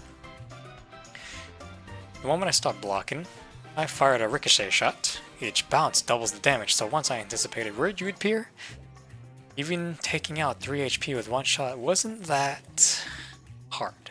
When did you get this good at games? Because he's the adjutant. Well, after spending so much time with you, I've picked up a thing or two. She froze, and whatever frustration was left in her eyes melted to something bright and starry. Her head dipped as she tried to hide the spreading blush behind her hair. Then I guess the Adjutant and I win. Fine. A bet's a bet. Marion, you get to pick where we're going. Then... let's check out the newsstand first. Huh? A contest for the adjutant is one I won't lose. As for where we go first, I don't really mind. She gave me a playful wink, a sly little smile softened by a touch of innocence. Jeez, do you really have to be so competitive? It's only... She's in it for the game. Different kind of game. But if you're fine with that, then let's go. Nothing beats a retro newsstand.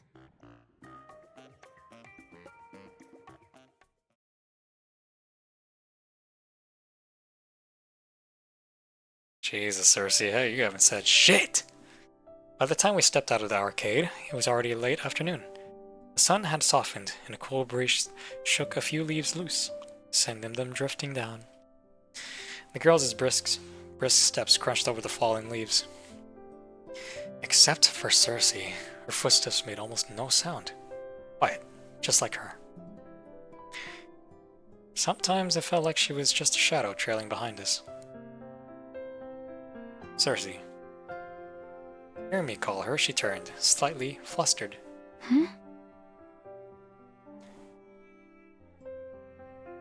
I was just wondering, with the flood so close, why does everyone here seem so relaxed, so able to enjoy themselves?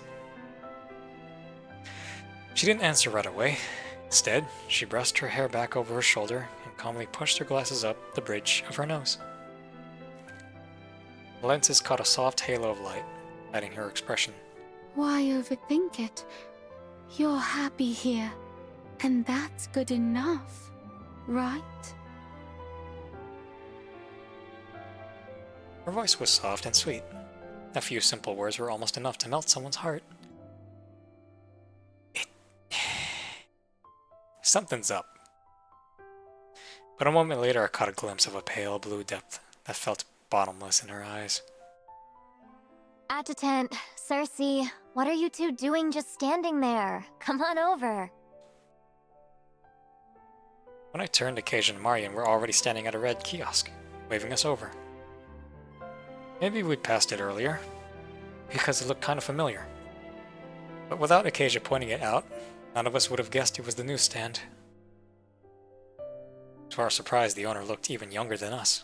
Wow, your newsstand's got some serious style, miss. Please don't call me miss. I'm the curator of this newsstand. Aw, you look adorable. With your little hat. With your little damn bucket hat. God damn it. Is that how the locals talk here? Because it doesn't make any sense to me. I glanced at Marion, but she only shook her head, just as confused. That's just how we used to jazz up our titles back in my day. Like, I could be the curator for Project Starmaster, and the adjutant could be the curator of dynamic arboreal landscape reconstruction. The what? Dynamic... what? It just means he goes around getting rid of the trees in every region. What's so hard to get? Good lord, what a chore. Yeah, people from that era really are hard to understand. That's impressive. I've never met someone who knows more about that era than I do. Did you learn all that from books? Shit. You don't know Acacia. No way. I know my stuff because I'm actually from that era. Yeah, right. You look about the same age as me. The curator muttered under her breath, clearly not taking Acacia's words seriously. The kiosk was cramped, so the curator had to put up some mesh hanging racks to make a little more room for manga and magazines. Most of the books were barely readable. Covers torn, pages missing, corners frayed, the print faded into blurry smudges. Acacia looked around, then slowly crouched down, studying the books one by one. A quiet mix of nostalgia and fond memories warmed her eyes. She finally chose one, lifting it and turning the pages slowly and carefully. A puff of old dust drifted out, catching the sunlight and shimmering like gold as it floated into her eyes. I hurried over, gently blew the dust away from her eyes. When it finally cleared, a faint hint of dampness lingered at the corners of her eyes. Oh. It hasn't been that long. How did they get this worn out already? Hearing her quiet and wistful murmur, the curator scratched her head with a puzzled look. These were all dug up from the ground. There's no way they'd stay nice and clean.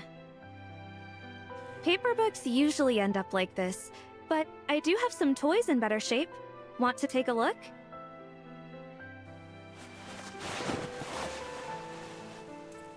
Is that a Neopet? She rummaged through a box behind her and placed 4 colorful eggs into our hands. Here, I call them magic eggs. I'm not really sure how you're meant to play with them, but they make pretty good decorations. You take care of a digital pet. This little recessed square. Is that a screen? Marion and Cersei studied the toys intently, but didn't seem to have a clue. Seriously? These aren't magic eggs. They're Osawachi, a virtual pet device from the old era. Oh, lordy.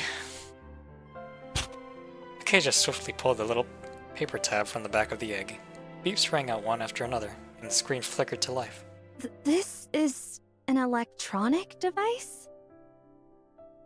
You'd never guess just by looking at it. Too archaic for your times.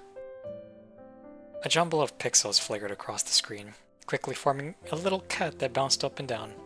It looked incredibly cute. You can even feed it and bathe it.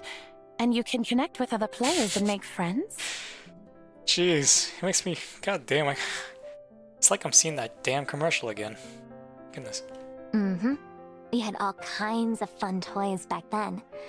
Not like now. People can't put their terminals down for even a second. Telling. That's the way it is now. Curator. How much for all 4? I'll take them. There's one for me. God damn it, Cersei. A faint blush crept up her cheeks. Flustered, she almost handed the Osawachi back without thinking. Of course. I figured you might like something cute like this. Just tell him. Why didn't you just tell him last night, you know? Miscommunication, come on. She lowered her head with a small smile. Gently, she slipped the Osawachi in her pocket, cupped a hand over it, as if shielding something precious. Oh, please. I couldn't possibly take your money. If it weren't for you, I wouldn't even have noticed something this... interesting. Are you sure? Sometimes I feel like the old days really were nicer. I could see myself living a slow, quiet life, just running a tiny newsstand like this. Just stop. They were simpler days without the internet. Actually, no, without smartphones. There you go. Without smartphones. Just stop. I don't want to hear about it. It's just gonna make me sad. Acacia opened her mouth as if to speak, but no words came. After a moment, she just gave a small, wistful smile.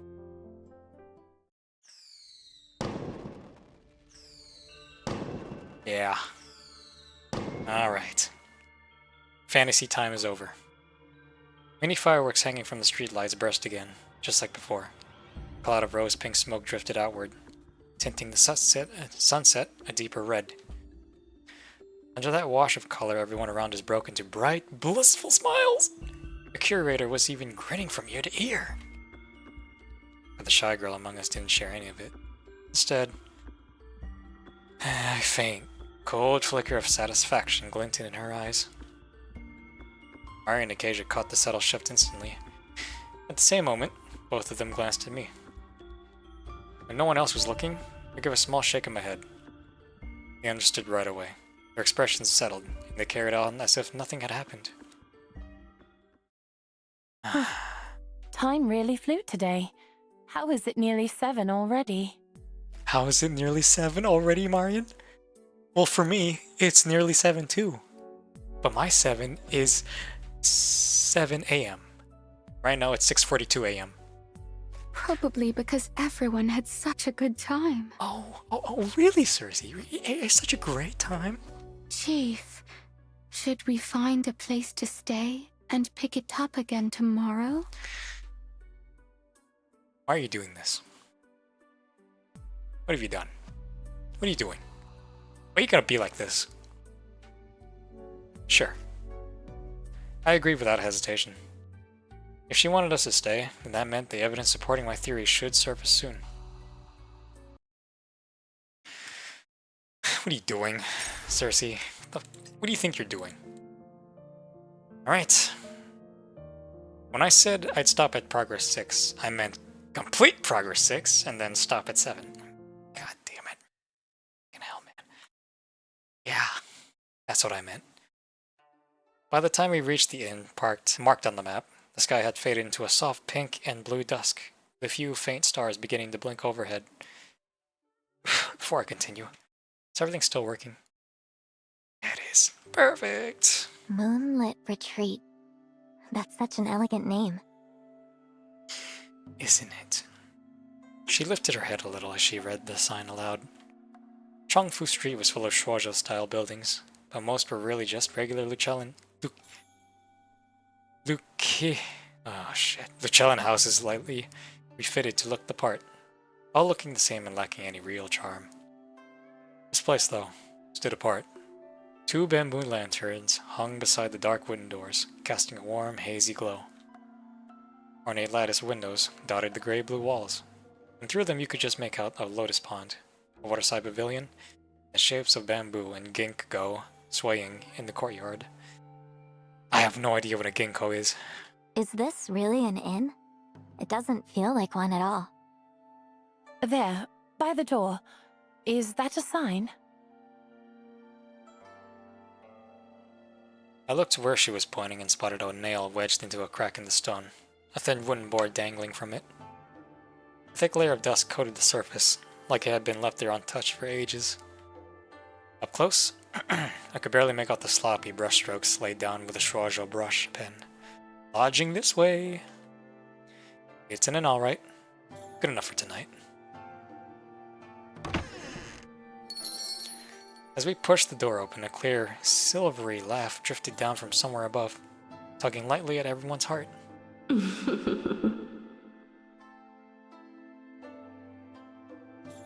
Every corner of this moonlit retreat was shaped carefully by these humble hands of mine. Yet, in the eyes of the illustrious adjutant, it is merely good enough. How terribly disheartening. It's with that tone, huh? Who's there? Who said that? That soft, coquettish voice lingered in the air, brushing faintly against the senses. We looked around, but couldn't pin down where it was coming from. My apologies, I shouldn't have put it that way. Miss Longyan? Oh, how'd you know it was her, huh? The moment her name left my lips, the courtyard fell silent. Only the evening breeze whispered through the flowers. Was it because of the Shuozhou theme?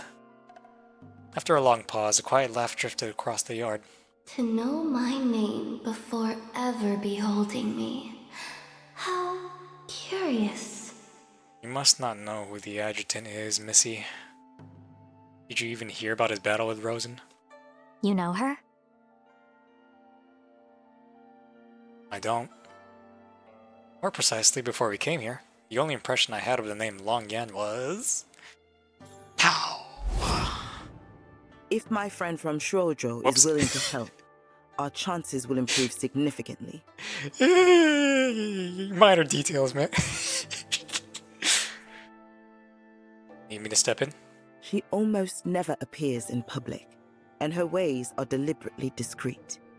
Pushing for a meeting would only backfire. For the time being, we should wait. It's late. It's late, okay? I forgot already. A Shuozhou connection, a discreet manner, and now the fact that she already knew who I was. Everything aligned with what I had suspected. And from what I gathered earlier, Miss Longyan likely commanded resources far beyond anything a regional conglomerate could muster. As for how I deduced, my gaze drifted across the courtyard again. Moonlit Retreat might appear at first glance to be nothing more than a refined inn. Yet a closer look at the details invited awe. The bases of the vermilion pillars were carved from fine white jade. The jagged rocks circling the pond weren't common lake stones at all. They were far smoother, almost warm to the touch. Even the plants that looked plain beneath the moonlight were rare specimens, black pines, orchids, and other prized varieties. No ordinary innkeeper could afford splendor like this. To think I would cross paths with the adjutant on such an ordinary night. What an unexpected delight. Since fate has seen fit to bring us together, might we speak of a little business? Business can wait until we've settled in. I'm sure you'd agree, Miss Longyan. Ah, then I fear I have been a poor hostess. Pray, forgive the discourtesy. A thin mist rose from the lotus pond, unfurling into a pale ribbon of smoke. At its far end, some lattice windows lit up at once with a warm, welcoming glow. You girls go on ahead and rest. I still have matters to discuss with her. Okay. Just don't take too long. Chief, this innkeeper seems suspicious. Should I? She lowered her voice, her gaze sweeping rarely across the courtyard. It's all right. I can tell she means us no harm. If you say so. Once the girls disappeared down the lantern-lit path, the low-lying mist stirred and drifted toward another, darker walkway. This way, if you please, Adjutant. Show yourself.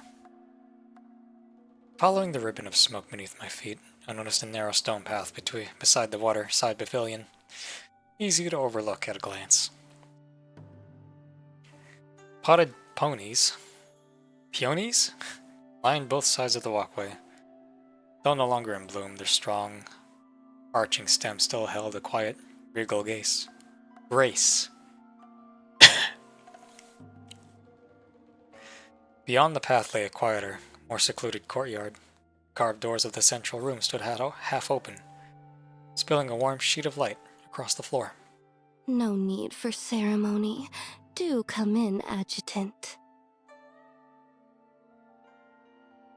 Her voice no longer sounded distant and ethereal as it had earlier. Now it came clearly from within the room, softened by a languid, velvety drawl. As I pushed the door open, the room's opulence washed over me. What kind of opulence?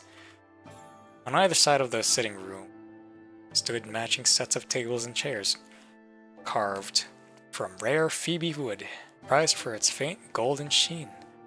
Rosewood display shelves lined the walls, holding lustrous porcelain books and scrolls of calligraphy and art. Very nice.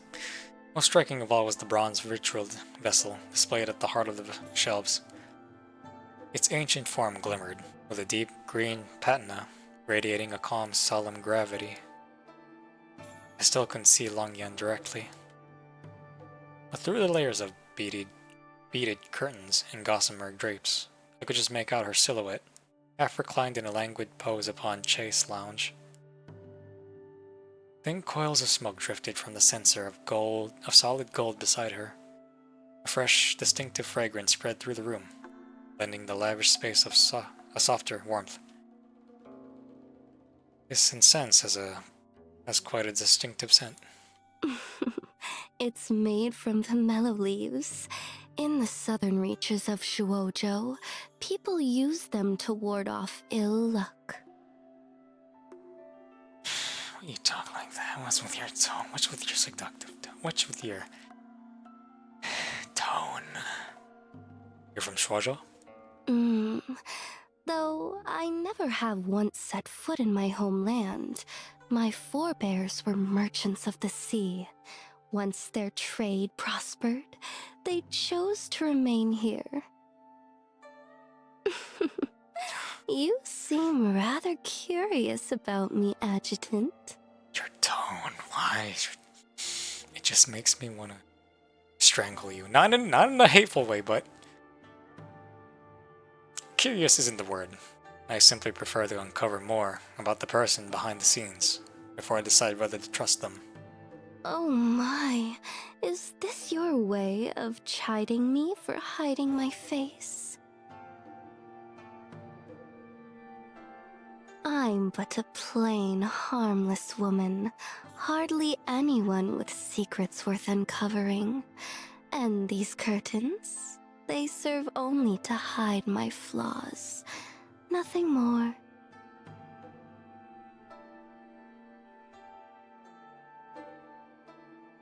But if you truly wish to see, then... She caught the tasseled cord at her side between her fingers and gave it a gentle pull. Strings of jade beads parted like flowing water, chiming softly as they brushed together.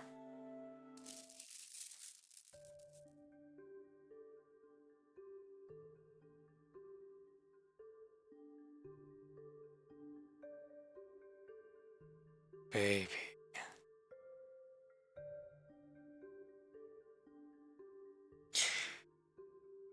Another thing that I heard from the live stream C-Sun did while lurking the Snowbreak subreddit, she's another new playable. She's gonna be playable. Long Yan, you'll be playable, huh? God damn. Then as the drapes rose, a wash of pure white and vivid crimson filled my vision.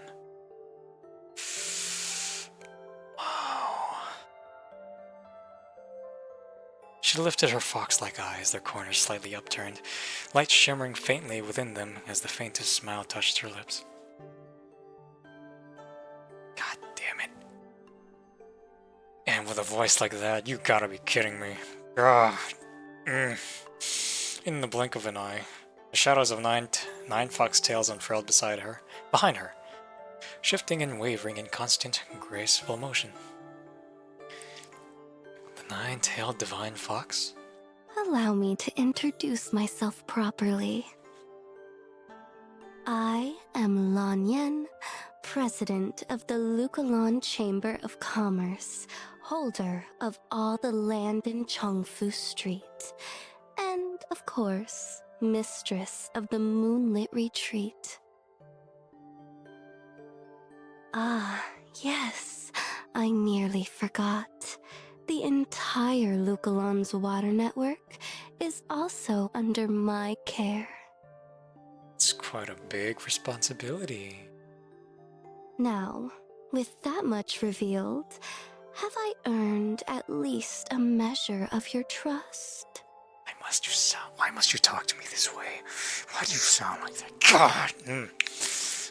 Tell me about the arrangement between you and the Andriotti family. Oh, so they haven't told you yet? If you keep this up, why are you making me act up for no reason? I suppose that is only natural. They are still waiting on my word after all. She let out a soft laugh, giving the folding fan a slow, languid shake. At some point, the drifting smoke had slipped away, leaving my view of her clear. The peony embroidery on the screen behind her caught the light with a soft sheen, lending her presence a stately, regal splendor. I hear you've only been in Lukalon for 2 days, Adjutant. Have you come across the catalytic freezing units in the city yet? I'm sorry, did you say something? No? I have. In essence, this system disperses nanocrystal catalyst into the water, while directing excess heat into the heat barrels positioned along the city's perimeter. The barrels are ferried by boat, And once they have absorbed sufficient heat, they are dispatched into the open sea. Tell me, when you saw a halo, were you blinded by its majesty?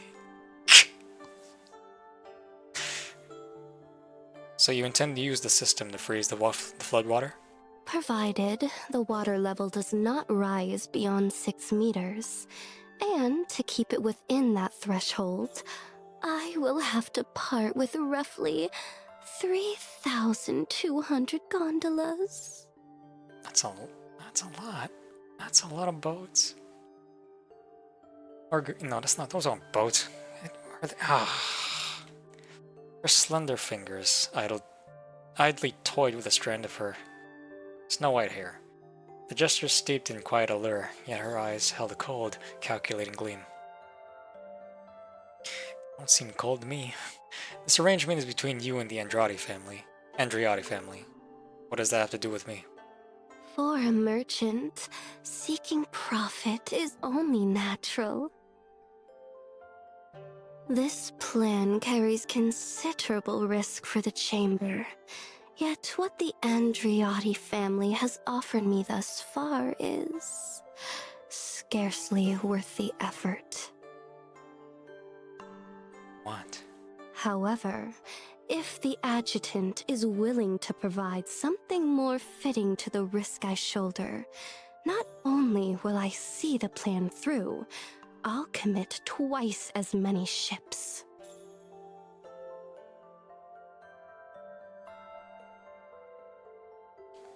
And what is it you want?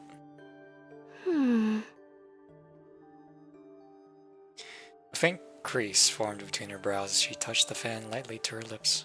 Only after a long, reflective pause did she release a soft sigh. As of now, nothing comes to mind that I truly desire. Well, that's why I got the whole night to think about it. So, why not consider it a favor you owe me? When I have decided what I want, I'll come and claim it. How does that sound? Alright, favor. A favor is the hardest debt to repay. But if a single favor can secure an entire city's safety, that is a worthwhile bargain by any measure. Besides, the rose-haired girl at your side caused no small trouble for the people of Chongfu Street. I'm willing to overlook it. For now, all I ask is that you offer me an explanation when the time comes. There always is, and I shall. The adjutant shall. Her voice turned suddenly cold, and a sharp flare of anger lit in her eyes. That's more like it. Behind her, the shadows of nine foxtails writhed in a brief, rippling surge. But the moment passed as swiftly as it came, and Long Yan slipped back into her earlier languid grace. Like she said, if a single favor can buy Lukellen an extra measure of safety, that it is a fair exchange. Alright, I accept. With that, I rose to my feet and started toward the door. Long Yan paused, clearly surprised. She slipped off the chase without bothering to reach for her shoes. Her bare feet, pale as carved jade, stepped on the floor. Leaving already, Adjutant? I was just thinking of serving you a rather special tea. What are you doing? What are you doing? You asked for an explanation, and I intend to provide it. As for the tea, send it to our room.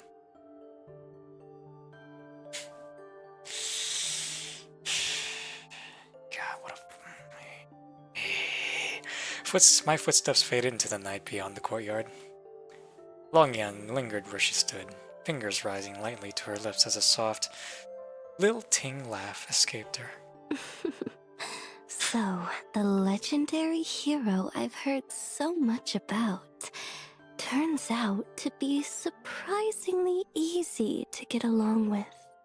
Your voice.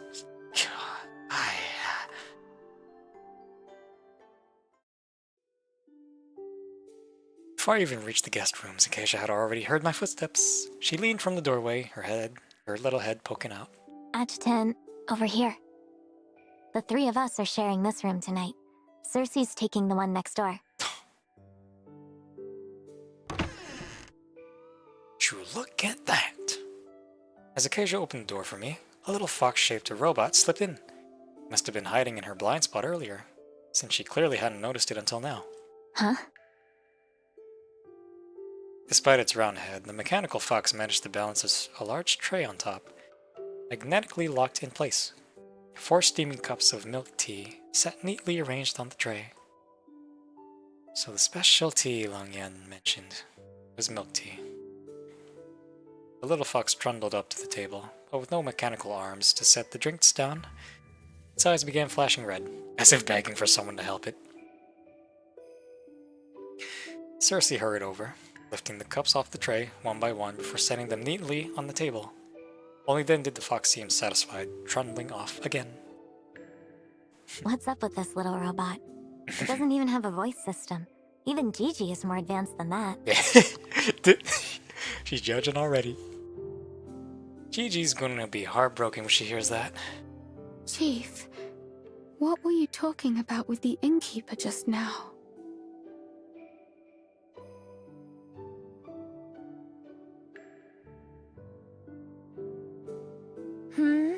Adjutant, there's a note for you on the tray.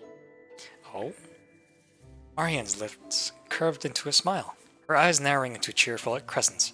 With that single line, she neatly deflected the question from me. Cersei rubbed her nose awkwardly, a hint of embarrassment flickering across her face. I took the note from Marianne.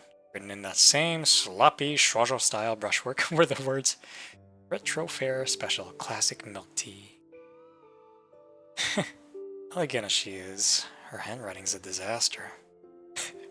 She'd make a great doctor then. Before I could even read it out loud, Acacia had already recognized the drink at a glance. Huh? This is instant milk tea from my time. And it's the classic taro flavor. Oh my god, what? It's such a universally favorite flavor. I love that flavor. What's instant milk tea? Oh, Marion. She asked as she took a cautious sip, and her brows knitted almost at once, an indescribable look crossing her face as she forced herself to swallow. One look at that flimsy paper cup and plastic straw told me it wasn't made with anything good. No wonder Marianne didn't care for it. Yikes. Acacia, on the other hand, took several delighted gulps before she finally answered. It's just non-dairy creamer and sweetener mixed together. Add hot water and... ta-da! Milk tea. It's good. It's good shit. I used to think it was a little too sweet, but now it tastes perfect. Warm in my stomach and in my heart. It's a pretty damn sweet drink, Acacia. Cheap milk tea. Who knew you could taste this good? She stretched her arms out and flopped back onto the bed with a contented sigh. Cersei, however, hadn't touched her cup. It sat exactly where it had been placed. God fucking damn it, Cersei. Can you not have a good time?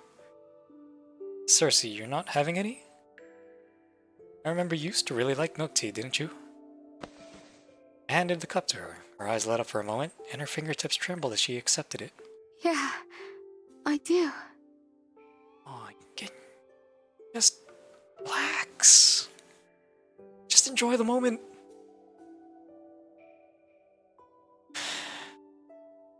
She lowered her head, holding the cup with both hands a little too stiffly. Through the strands of rose-colored hair falling over her face, I saw her bite her lower lip, her breath growing unsteady. Chief, I'm feeling a little tired. I'm going back to my room. Why'd you have to do this? Why you gotta be like this? You should all turn in soon, too. She stood up abruptly, her voice trying to sound steady, but fraying at the very end.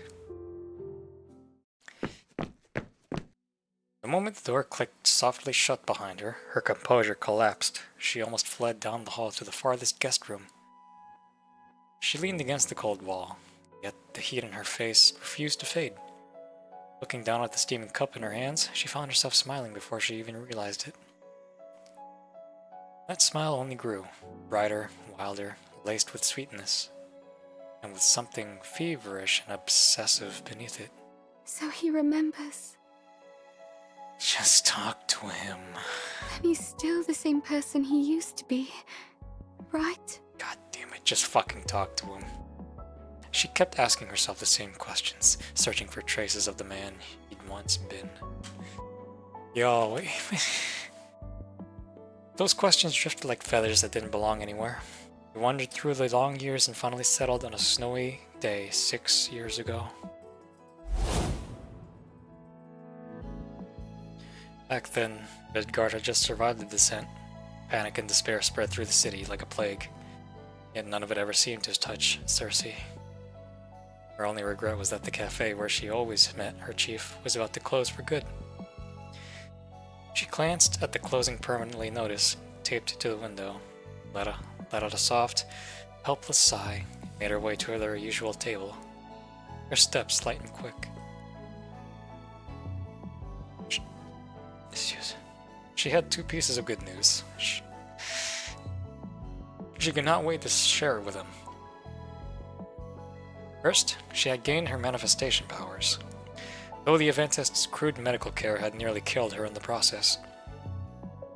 Second, she had finally uncovered proof that someone on Yggdrasil's board had been colliding with the Eventists, evidence that could help him clear the biggest obstacle in his path to promotion. But after she sat down and shared both pieces of news, bubbling with excitement, the man across from her met her gaze with an exhaustion she had never seen before, one so deep it bordered on numbness. Cersei, you're sending me to Mistleton Station soon. Cersei froze. Had she slipped up somewhere? Had the boy discovered what she'd been doing? Andro caught the shock in her eyes and offered a faint, reassuring smile. I volunteered. Why? She heard the tremor in her own voice and clutched the hem of her skirt, trying to steady that helplessness rising inside her. There's been a lot these past days. After the descent, I spent all my time at the stadium, organizing the rescue.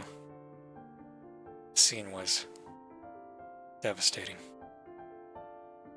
He forced the last word out slowly, as if dragging it from a place he couldn't bury. The Titan leveled everything.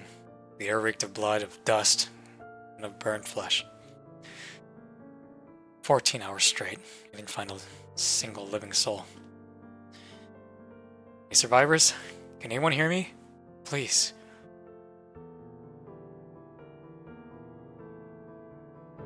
By dusk the next day, I was still standing in the ruins, watching the sun dye Midgard blood red. It struck me. Everything we'd been chasing, did any of it ever matter? Power, ambition, a seat on the board, all of it felt meaningless in the face of something like that. Cersei stared at him in shock. She tried to open her mouth, but no sound would come. She couldn't even remember how to shake her head or how to object. Have you heard of someone named Fenny Golden? Fenny Golden? Is she a player in the Valkyrie games? I think I've seen her posters all over the streets. She was the first survivor I saved. No, more accurately, she was the one who saved me. The early hours of the 3rd day, she answered me with a small cry. Fragile, yet fiercely alive. I held her in my arms, her warmth, her breath, her heartbeat, all telling me she was alive. that none of it had been for nothing. That's why I chose to work with Tao and go to Mistilton Station. Maybe I won't make it back. Maybe I'll die up there. But if I can win even the smallest chance at life for the people who found the courage to answer me, then I'm willing to risk my own life. Cersei looked into his eyes. There she saw a light burning, clear, bright, full of hope. A light kindled by Fanny Golden, the very moment he first met her, the moment she proved she was alive. Light strengthened by the courage of every living soul who refused to give up, reached out for his hand. A light that had nothing to do with her. God damn. Fuck's sake. She knew that from that moment on, his heart would hold many people, not just Luna, not just Haru Naruse. It belonged to something far greater, the fate of humanity. His steady gaze moved past her, toward a horizon forever out of her reach.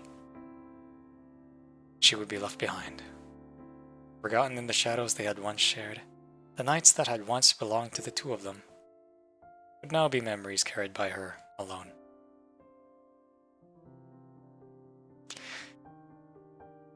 God damn it. Thinking back on a past where she had gone from someone he relied on to someone he left behind, Cersei lowered her head. Rose-colored hair fell in loose disarray across her cheeks, her shoulders trembling uncontrollably. Tap, tap, tap. When she felt her tears hit the floor, she jolted back to herself. Only when her breathing finally steadied did she lift the milk tea to her lips. The warm liquid slid down her throat, the sweetness blooming across her tongue. So, this is what it feels like to get back something precious you once lost. That thought, the soft shimmer in her eyes settled, tightening into a small, burning resolve. I'll help you catch Sophie. I swear. I know you're helping, but goddamn it. She murmured the words to herself, unaware that her very small gesture, every flicker of emotion that crossed her face, was being watched.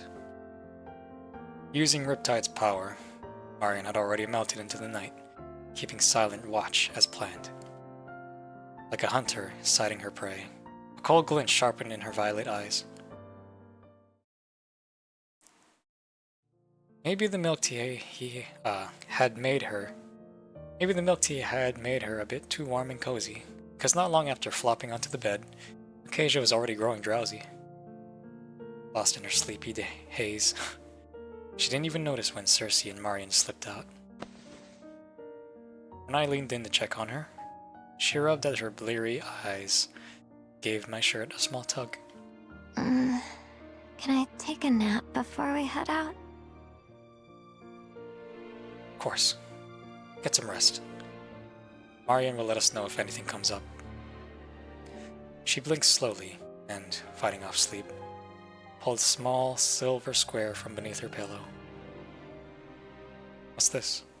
An MP3 player. It's a kind of music player from the old days. MP3 player. I had a shuffle. I had an iPod shuffle. I found it while sorting my things in my quarters and thought maybe we could listen to it together? Oh, yes. Adjutant, will you listen with me? Just for a little while? Sure. Sure, yeah. That's what I said too. Sure. After I turned off the lights, only the small bedside lamp remained, casting a soft pool of light across the dark room. Acacia tugged at my arm again, motioning for me to come closer. I pulled her into my arms, letting her curl up against my chest. One earbud each. Oh, would you... It's... It's an iPod Touch. Or is that what it's called? Look at that. Jeez, early 2000s. God damn it. I'm an early 2000s kid. That's what I am. Born in 96, raised throughout the early 2000s. We slipped one wired earbud into my ear and the other into her own. Just like that, the two of us were connected in this weirdly soothing way. A soft, lilting voice filled my ear, a mellow melody woven with faint threads of static, the kind you only ever hear in old recordings. On the MP3's tiny screen, lyrics scrolled slowly across the dim backlight, as if time itself had begun to slow along with them. Do you like it? I love it. I do.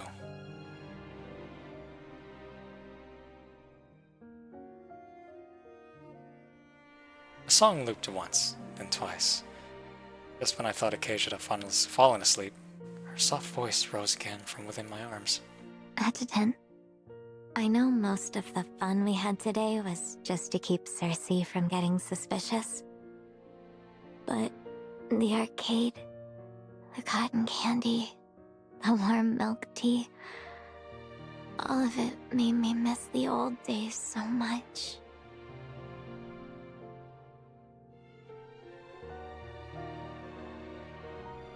Her drowsy murmur was barely more than a breath, as if it might slip into her dreams at any moment. Warm tears seeped slowly through my shirt, blooming into a small damp patch. If I said I really miss the era I came from, would you be disappointed in me? No, of course not. Everyone feels nostalgic sometimes. I'd never be disappointed in you over something like that. Everyone? Why? Because no one can really go back in time. That's why the past ends up looking even nicer in our memories. And the nicer it seems, the more we miss it. That sounds like a trap. If I fall into it by accident, what am I supposed to do? Then think about things even nicer than the past. Like the person by your side, and the future that's yet to come.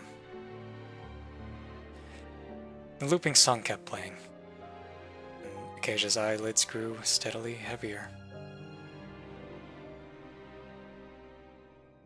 The only bedside lamp finally went out. The colors of the world seemed to fade with it. Everything turned black and white. The room, the walls, even the faint outline of her own body. There truly was a quiet scene between one era and the next. It would probably feel like this.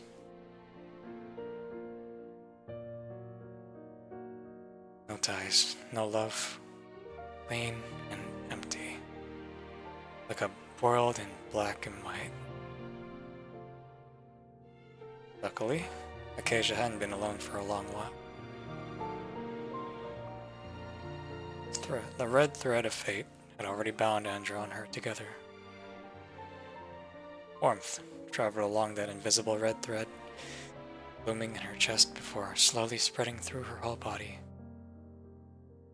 Acacia closed her eyes, drifted quietly to sleep, embrace filled with love.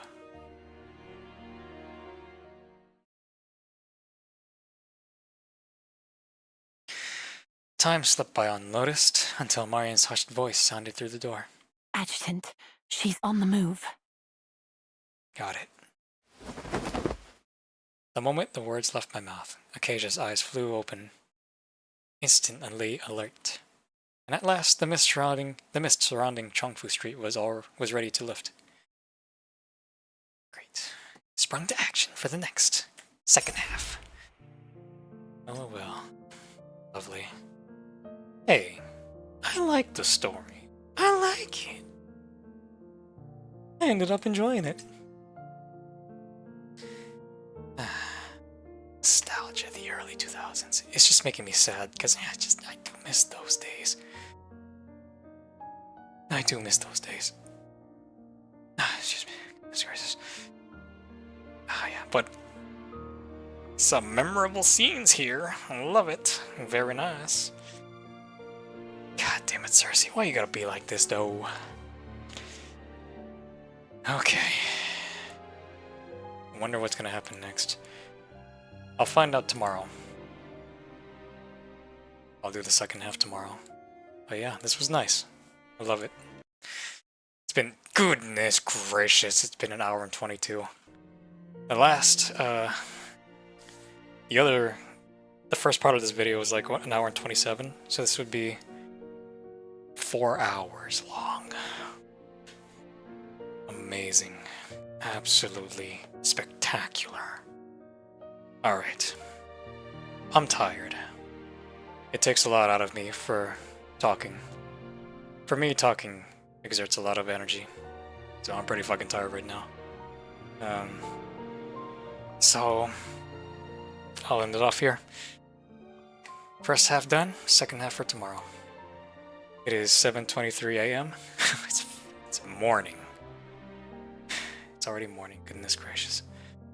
Well, good morning everyone, and until the next one for the second half of Back from Bygone tomorrow. Bye-bye.